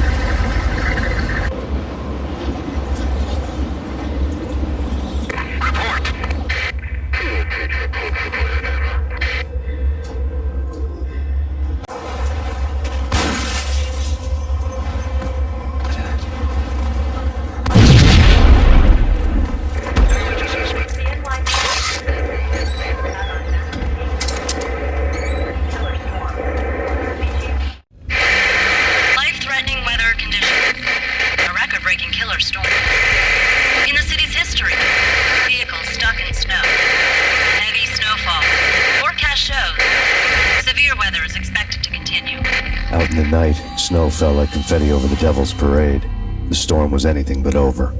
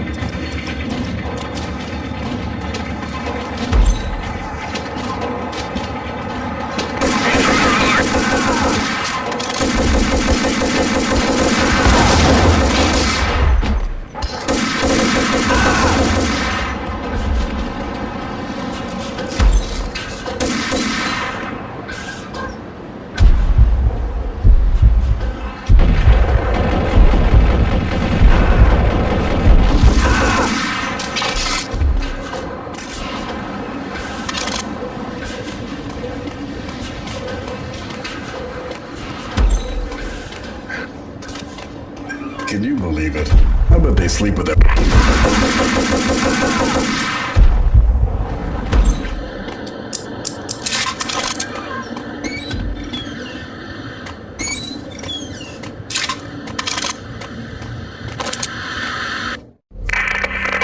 Perimeter breached. The facility has been compromised. Repeat, the Deep Six has been compromised. Initiate Operation Deadeye. The walkie-talkie military lingo could mean only one thing. They were getting ready to destroy the evidence and vanish into the night. I was so close. The hidden truths were just around the corner.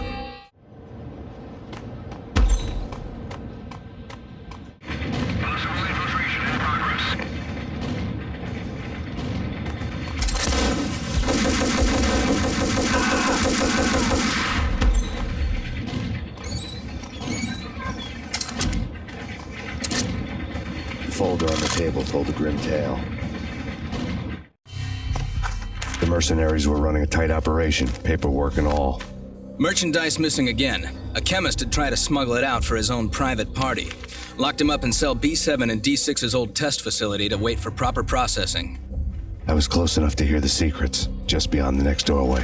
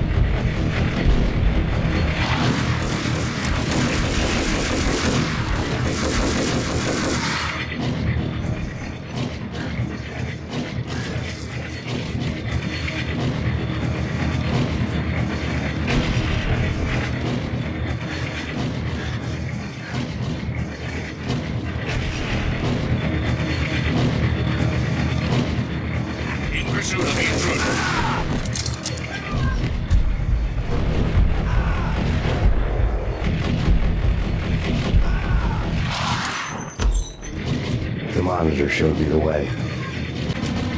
Processing diagrams filled the control room screens, all but one. An elevator titled D6 on one of the screens, somewhere onwards, past rows of ovens, in the core of the plant.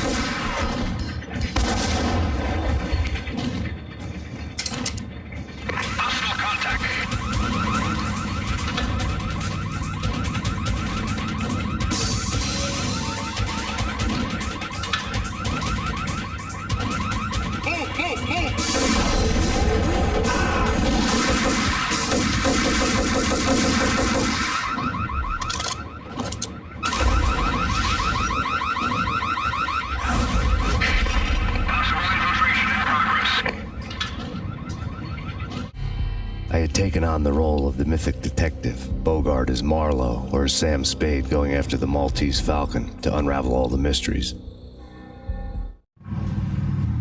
Following a path of clues to that final revelation, even if it would take me down to the cold, cavernous depths of a grave. You can't do this! My men are still inside! Do you have any idea why this is called Operation Dead Eyes?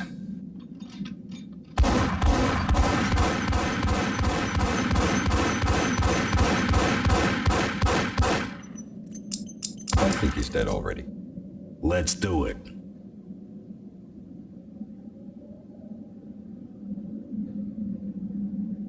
Attention all personnel. The self-destruction sequence has been initiated. Evacuate the complex immediately. We've got company. The self-destruction sequence. Proceed to the nearest exit immediately. I had seen the logo on the floor before.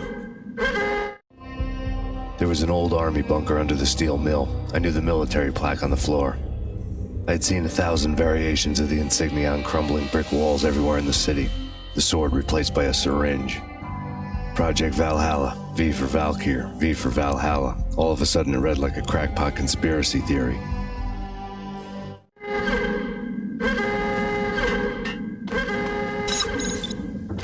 Abort! Abort! The self-destruction...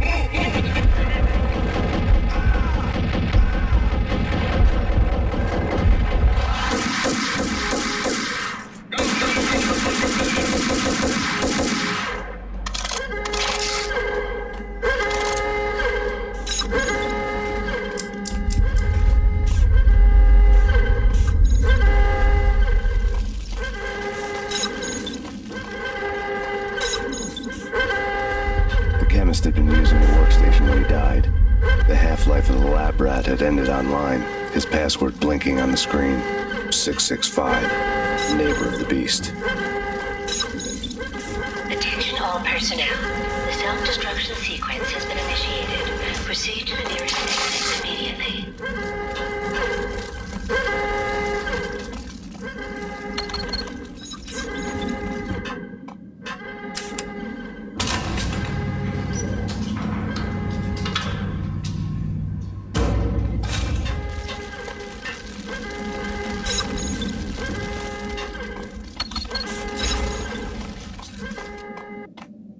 Hey! In here! Hey! Get me out of here! Thanks. I thought I was gonna die in there for sure. I need you to get me through the decontamination chamber airlock.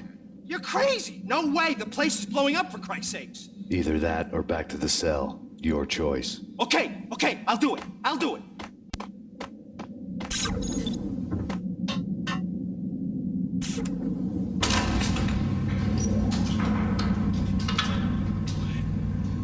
Attention all personnel. The self-destruction sequence has been initiated. Proceed to the nearest exit immediately.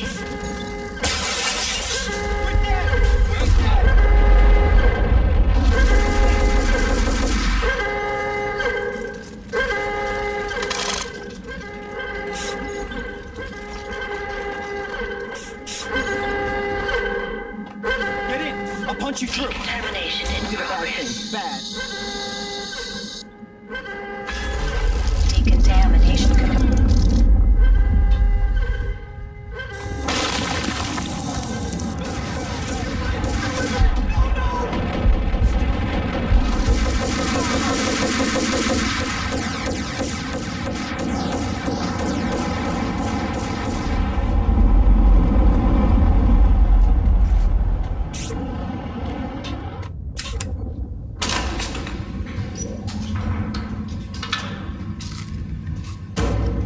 I was caught in the middle of the deadly web that was the Valkyr case.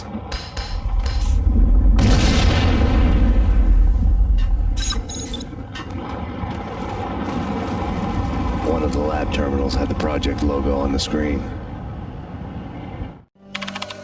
Top secret. Project Valhalla. U.S. Army. Yggdrasil Network. Valhalla. The otherworldly place in Norse mythology where the bravest heroes spent their afterlife feasting and fighting forever, their wounds miraculously healed night after night. Valkyr. the maidens who chose the most courageous Viking warriors and carried them to Valhalla. 1991. The research objective is to create a chemical substance to enhance the stamina and morale of infantry troops. 1995. Results unsatisfactory. Project cancelled. Someone had decided to continue the sick experiment unauthorized. Project compromised. Data leak. Fix the damage by any means necessary. Security clearance red. Authorized by the project lead.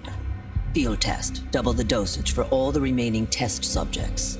Observe and record the subject's behavior in an urban setting. The drop-off point was my old address in New Jersey. The file dated 3 years ago. Just when you thought you had reached the deepest depths of horror, it suddenly got worse. How to turn off that small voice inside your head that started to whisper that you should be glad that now, if not before, your revenge was justifiable on any conceivable moral scale. That small voice proved, beyond any doubt, that I was damned. The dagger-heeled woman had come and gone a long time ago. There was nothing more for me here. The bunker's name was acting as a self-fulfilling prophecy.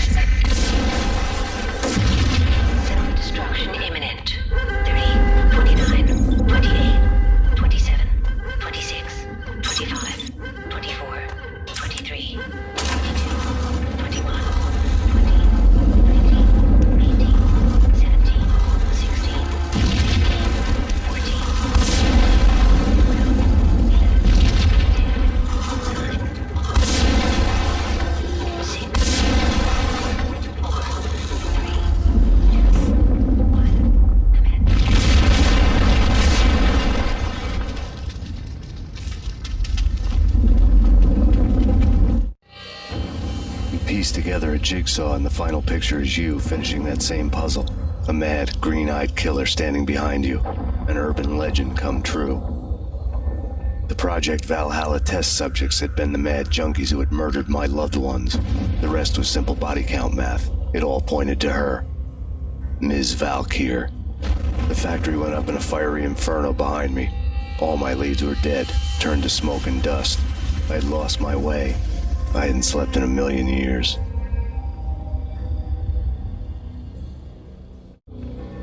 I felt thin as death. I've been living on an endless supply of week-old donuts. They were fuel for this crazy furnace inside my head. I couldn't remember when I had last seen the sun. I was on a permanent graveyard shift.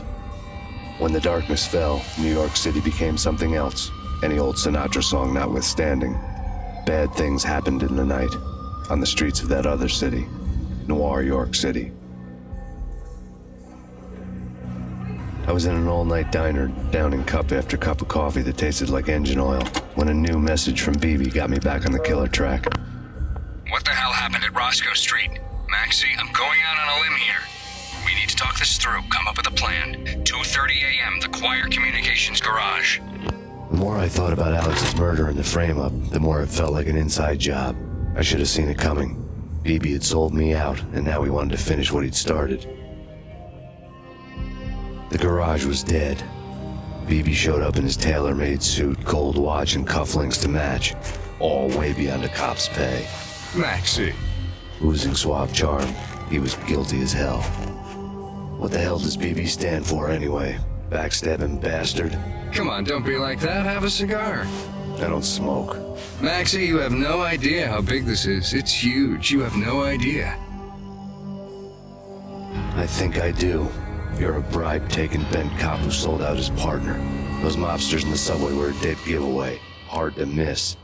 Bet it was exactly like this with Alex. Up close and personal. You can't win this one, Max. No, but I can make damn sure none of you do either. BB turned out to be another cardboard cutout bad guy.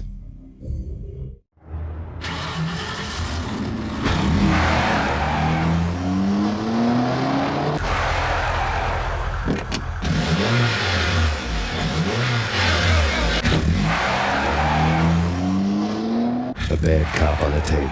A cowardly right-hand man fleeing from the scene, leaving it to do his dirty work.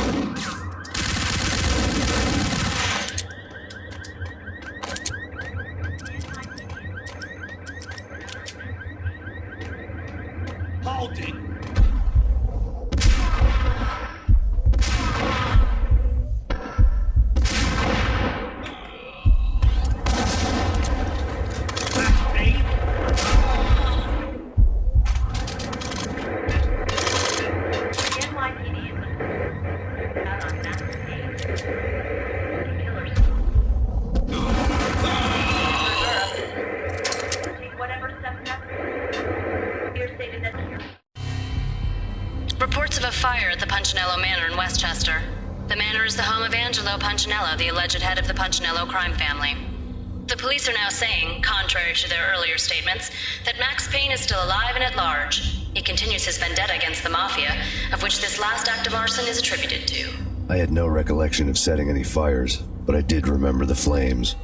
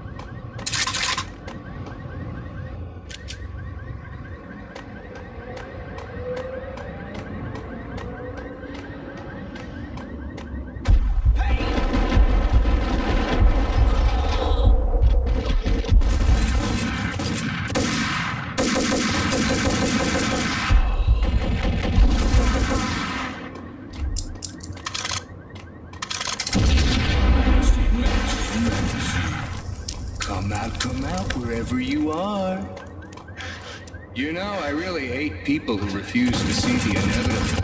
Refuse to do the smart thing.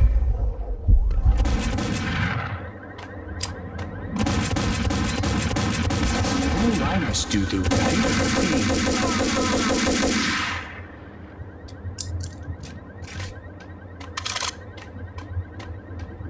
The payphone started to ring. Yeah. Max Payne? Whatever does it for you. This is Alfred Woden. I can give you the name of your enemy. Come to the Asgard building presently. We are expecting you. Woden was waiting for me on the steps of the old building. Mr. Payne, let's go inside. The others are anxious to begin. The others? Despite the general misconception, this building actually predates the City Hall by 2 years, thus being the oldest municipal building still in use here at the foot of the Brooklyn Bridge. No kidding. The old man played tour guide as he led me through a dark, domed hall. The answers I was after loomed large ahead. Mr. Payne, I would like to introduce you to my colleagues in what we call the Inner Circle. You've been watching too much X-Files. You have seen the files on Project Valhalla. We can fill the gaps, provide you with the information missing from those files. We were all involved in the early stages of the project during the Gulf War. What's the catch? We would very much like to blow this thing wide open, but our hands are tied. Her name is Nicole Horn. She was the key figure in Project Valhalla. When the funding was discontinued, she simply refused to quit. She knew exactly what she had in her hands. Nicole Horn is the president of Acer Corporation. She has more than half the city in her pocket. This must be kept under wraps. If you try to go public with this, we will deny any knowledge. We need you to take her out. Afterwards, we can protect you. Make all the charges go away. That was the cue for the killer suits to kick in the doors and swarm inside.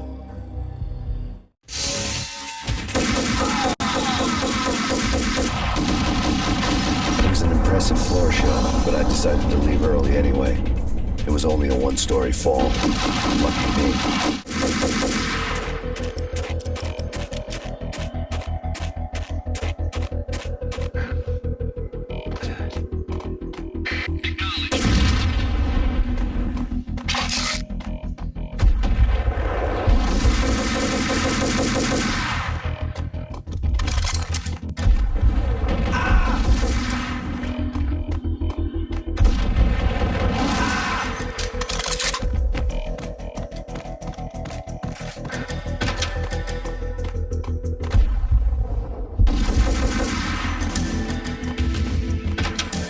One of the monitors. On screen, the so-called corpse of Alfred Woden stood up, miraculously waking from his dirt nap, looking smug among his dead pals. In the land of the blind, the one-eyed man is king. I didn't know how he'd pulled it off, but it was a pretty slick way to get out of all his promises. Most of what he had said fit too well to be a load of crap. It showed what was left of the Inner Circle.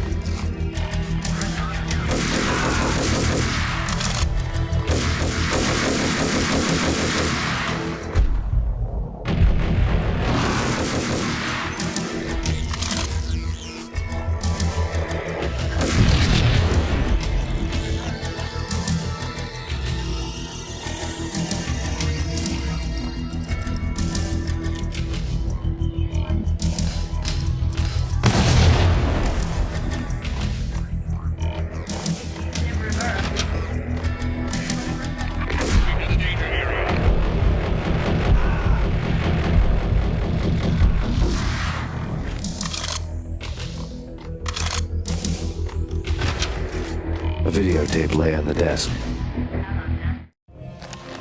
Nicole Horn had blackmailed the Inner Circle into silence. The tape came with a curt extortion note on a piece of expensive paper. I remembered Candy Dawn taping her clients in action on the side, selling the tapes to the highest bidder. I was sure that kinky sex was nowhere near Alfred Woden's worst sin, but I had a feeling that when this was over, any collateral would come in handy. Woden had left me a present.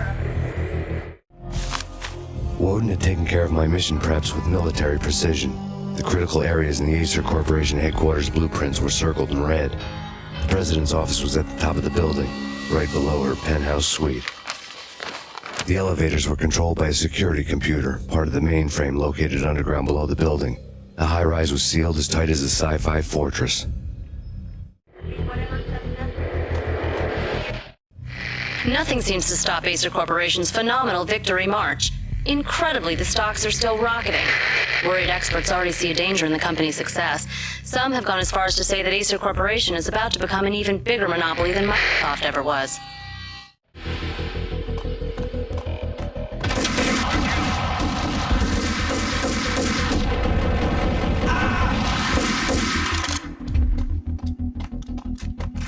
Moving to the danger area.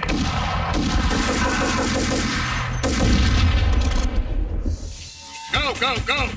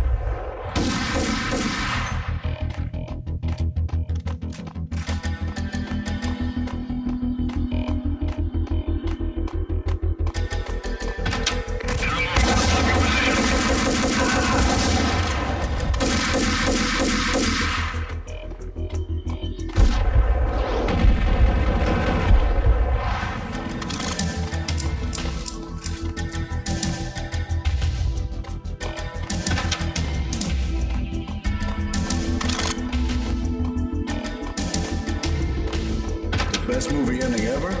Gotta be Butch Cassidy and the Sundance Kid. A hero's end, going out with guns blazing. Never heard of it. No? Okay, newer stuff then.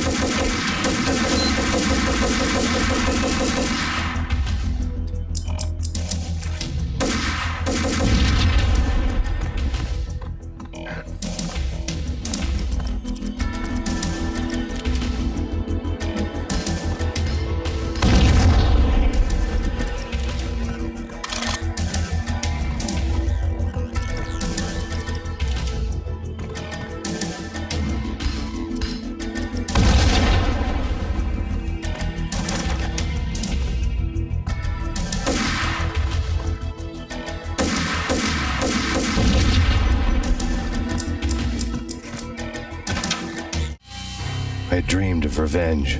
Those dreams were always nightmares, of coming close and then failing. Now I was close. I had a name to guide me. Nicole Horn. I had nothing to lose.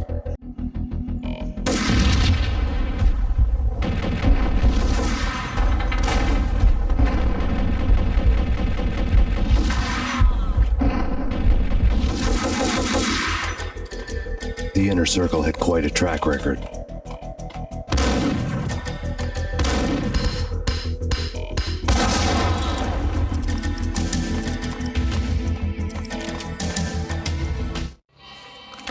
Project Valhalla had not been the only thing the Inner Circle had been involved in. There were rows of cabinets full of files. The Serpentine Secret Society went back a long way, always pulling strings from the shadows. I couldn't say I was sorry.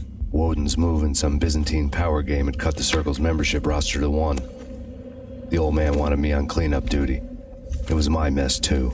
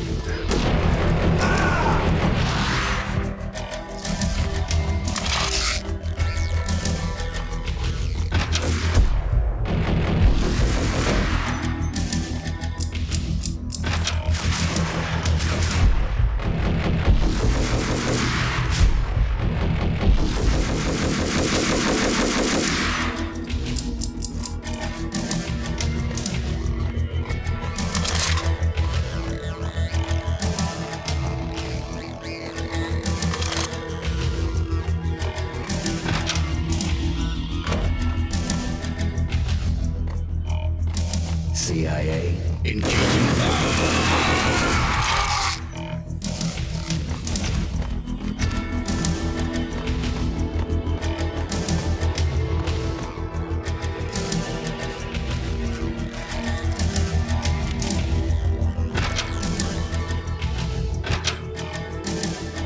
Take him down. Shoot to kill.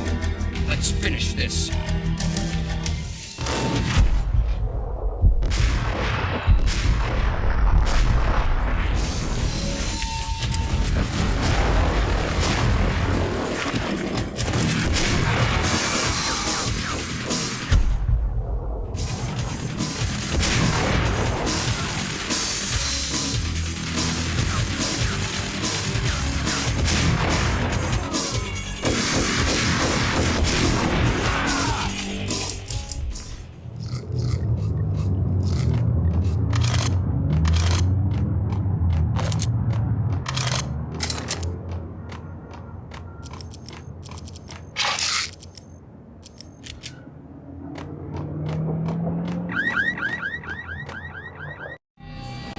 Mine wasn't the most original approach to the problem.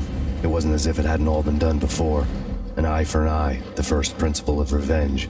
Old as dirt, still going strong. The cardinal rule in going after someone with an intention to kill was not to make it personal, which it almost always ended up being anyway. It did with me. I took my time, cruising around the city in the snow. There was no hurry. I knew what I had to do now. I took my time, thinking about it, building up the rage. When I was ready, I parked the stolen wheels at the front entrance of the Acer Corporation headquarters. Got out, got in, got cracking. I had a bullet with Nicole Horn's name on it. I had 10,000 bullets with the Hag's name on them. She had ultra-high-tech security systems, enough mercenaries and weaponry to start World War III. There was no fear. New York disappeared behind a veil of snow. I had crossed the threshold. This was her domain, sleek and sexy and soulless, all glass and steel. A place of color-coded security key cards, metal detectors, and surveillance systems.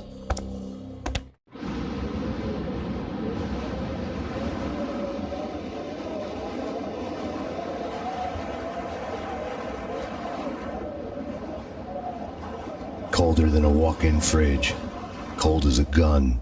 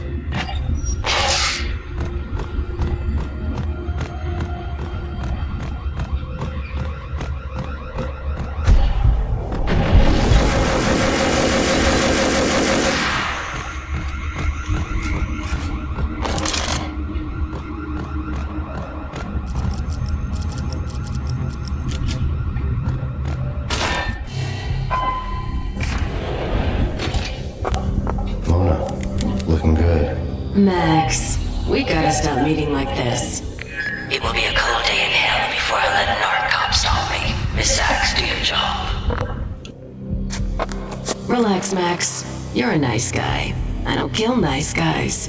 You're not bad yourself. It was different when Horn wanted Punchinello dead to cut her ties to the Mafia. He deserved to die. The same goes with her. She's the bad guy here. Her sister was whispering to her in my favor. I knew the appetites of ghosts intimately. They hungered for revenge. No! The gunshot boomed and she fell down in slow motion. She was a nice girl, not really a stone-cold killer. And now she was stone-cold dead. Like religious fanatics or loyal samurai, Horn's private army was coming at me. Contact. Located.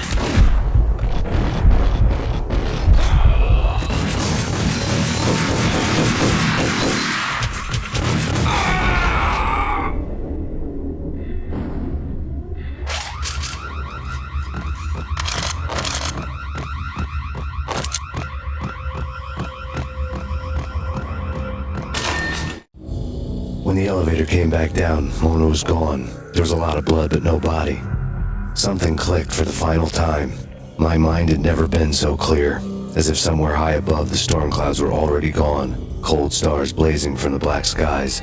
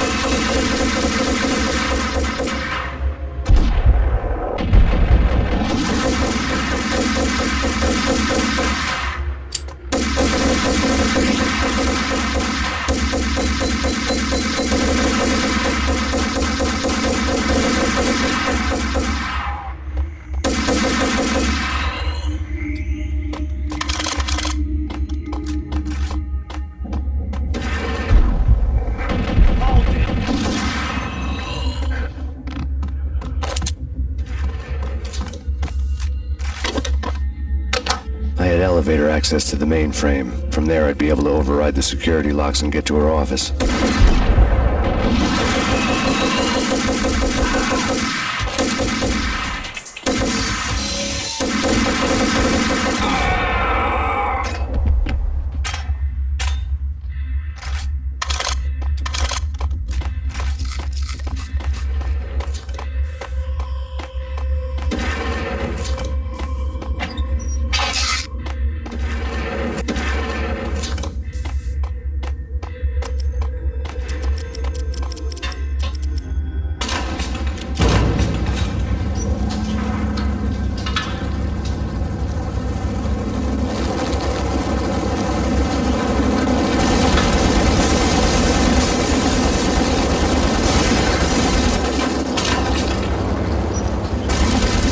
The unmarked chopper was Horn's pet guardian, inhuman and flawless. It was stalking me.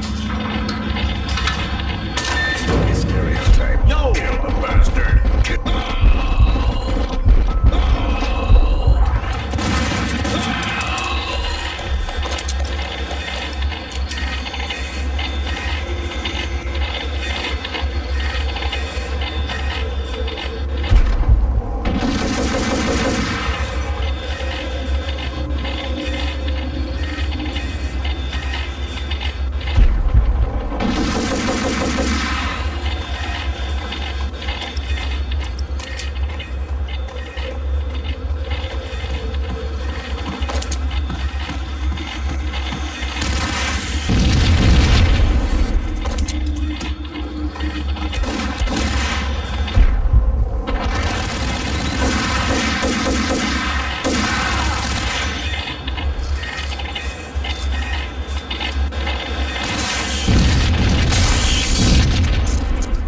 Siren's locks were now offline.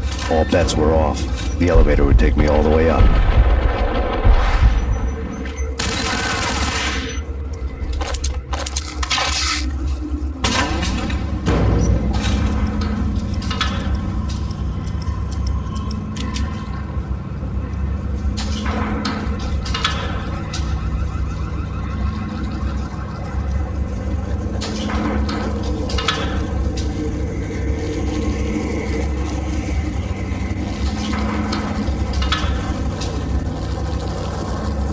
Seen from this height, the night seemed to stretch on to eternity.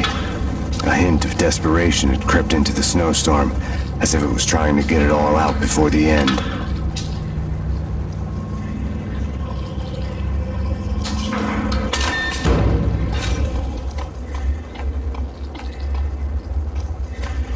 I have him.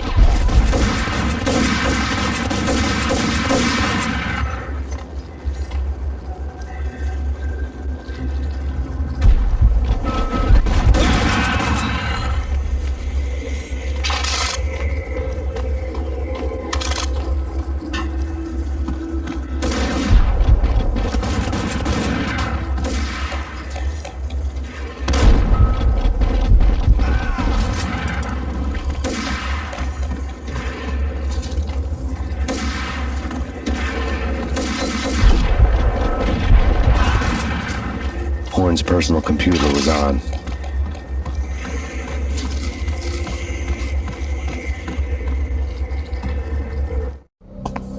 Next to the printer was a neat stack of expensive paper. Hacking through Horn's computer would have unearthed files of criminal plans, strategies for world domination, spy helicopter reports, illegal wiretap recordings, internet porno, all of the above. Take your pick. I really didn't care anymore. I had seen too much of it already.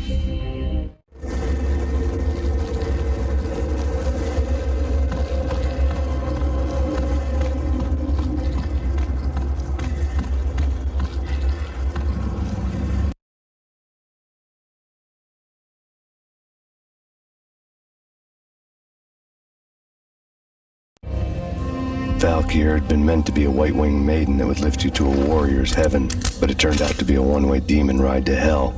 The devil was in the drug. I knew. I had met him.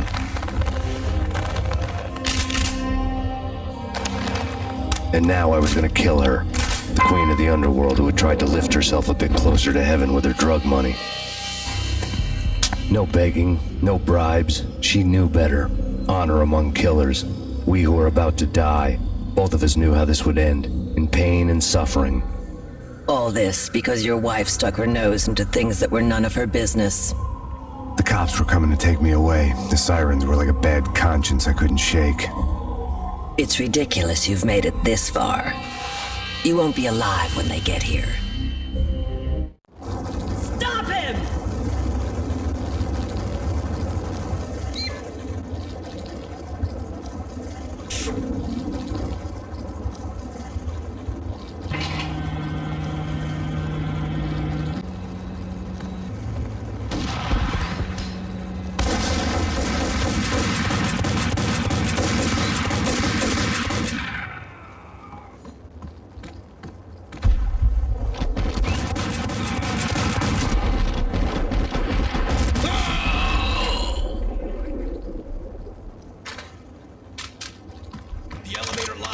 Get us back up now. Max Payne, this is futile. A waste of time. The deaths of your wife and daughter were necessary. Inevitable. It is done. You cannot bring them back. Nothing you do will make it any better.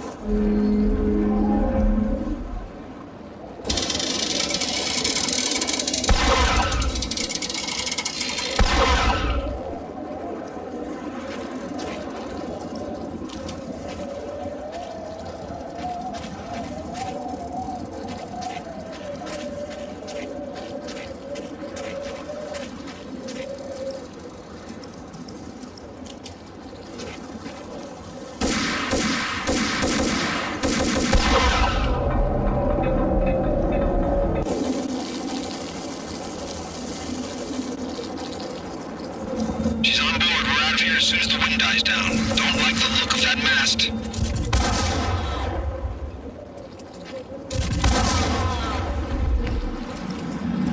Lift off in 1 minute.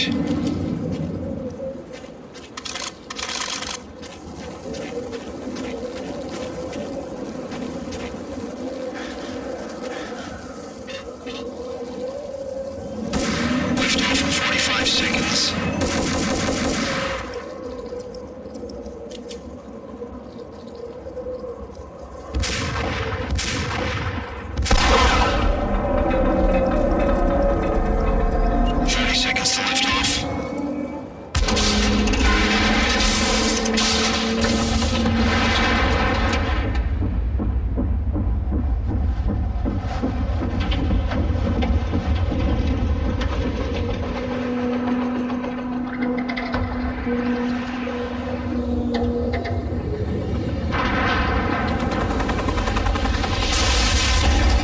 Finally complete.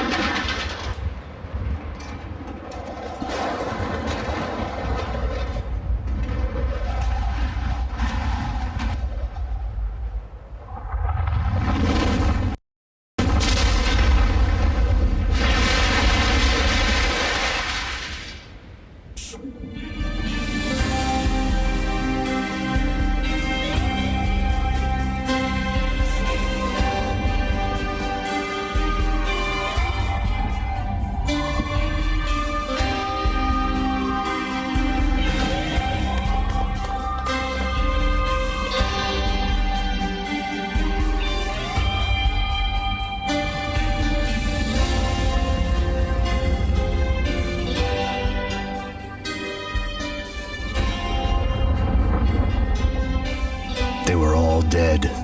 The final gunshot was an exclamation mark to everything that had led to this point. I released my finger from the trigger. And then it was all over. The storm seemed to lose its frenzy. The ragged clouds gave way to the stars above. Max Payne, this is Deputy Chief Jim Bravura from the NYPD. We've got the building surrounded. Throw down your weapons and lie down with your hands behind your head. A bit closer to heaven.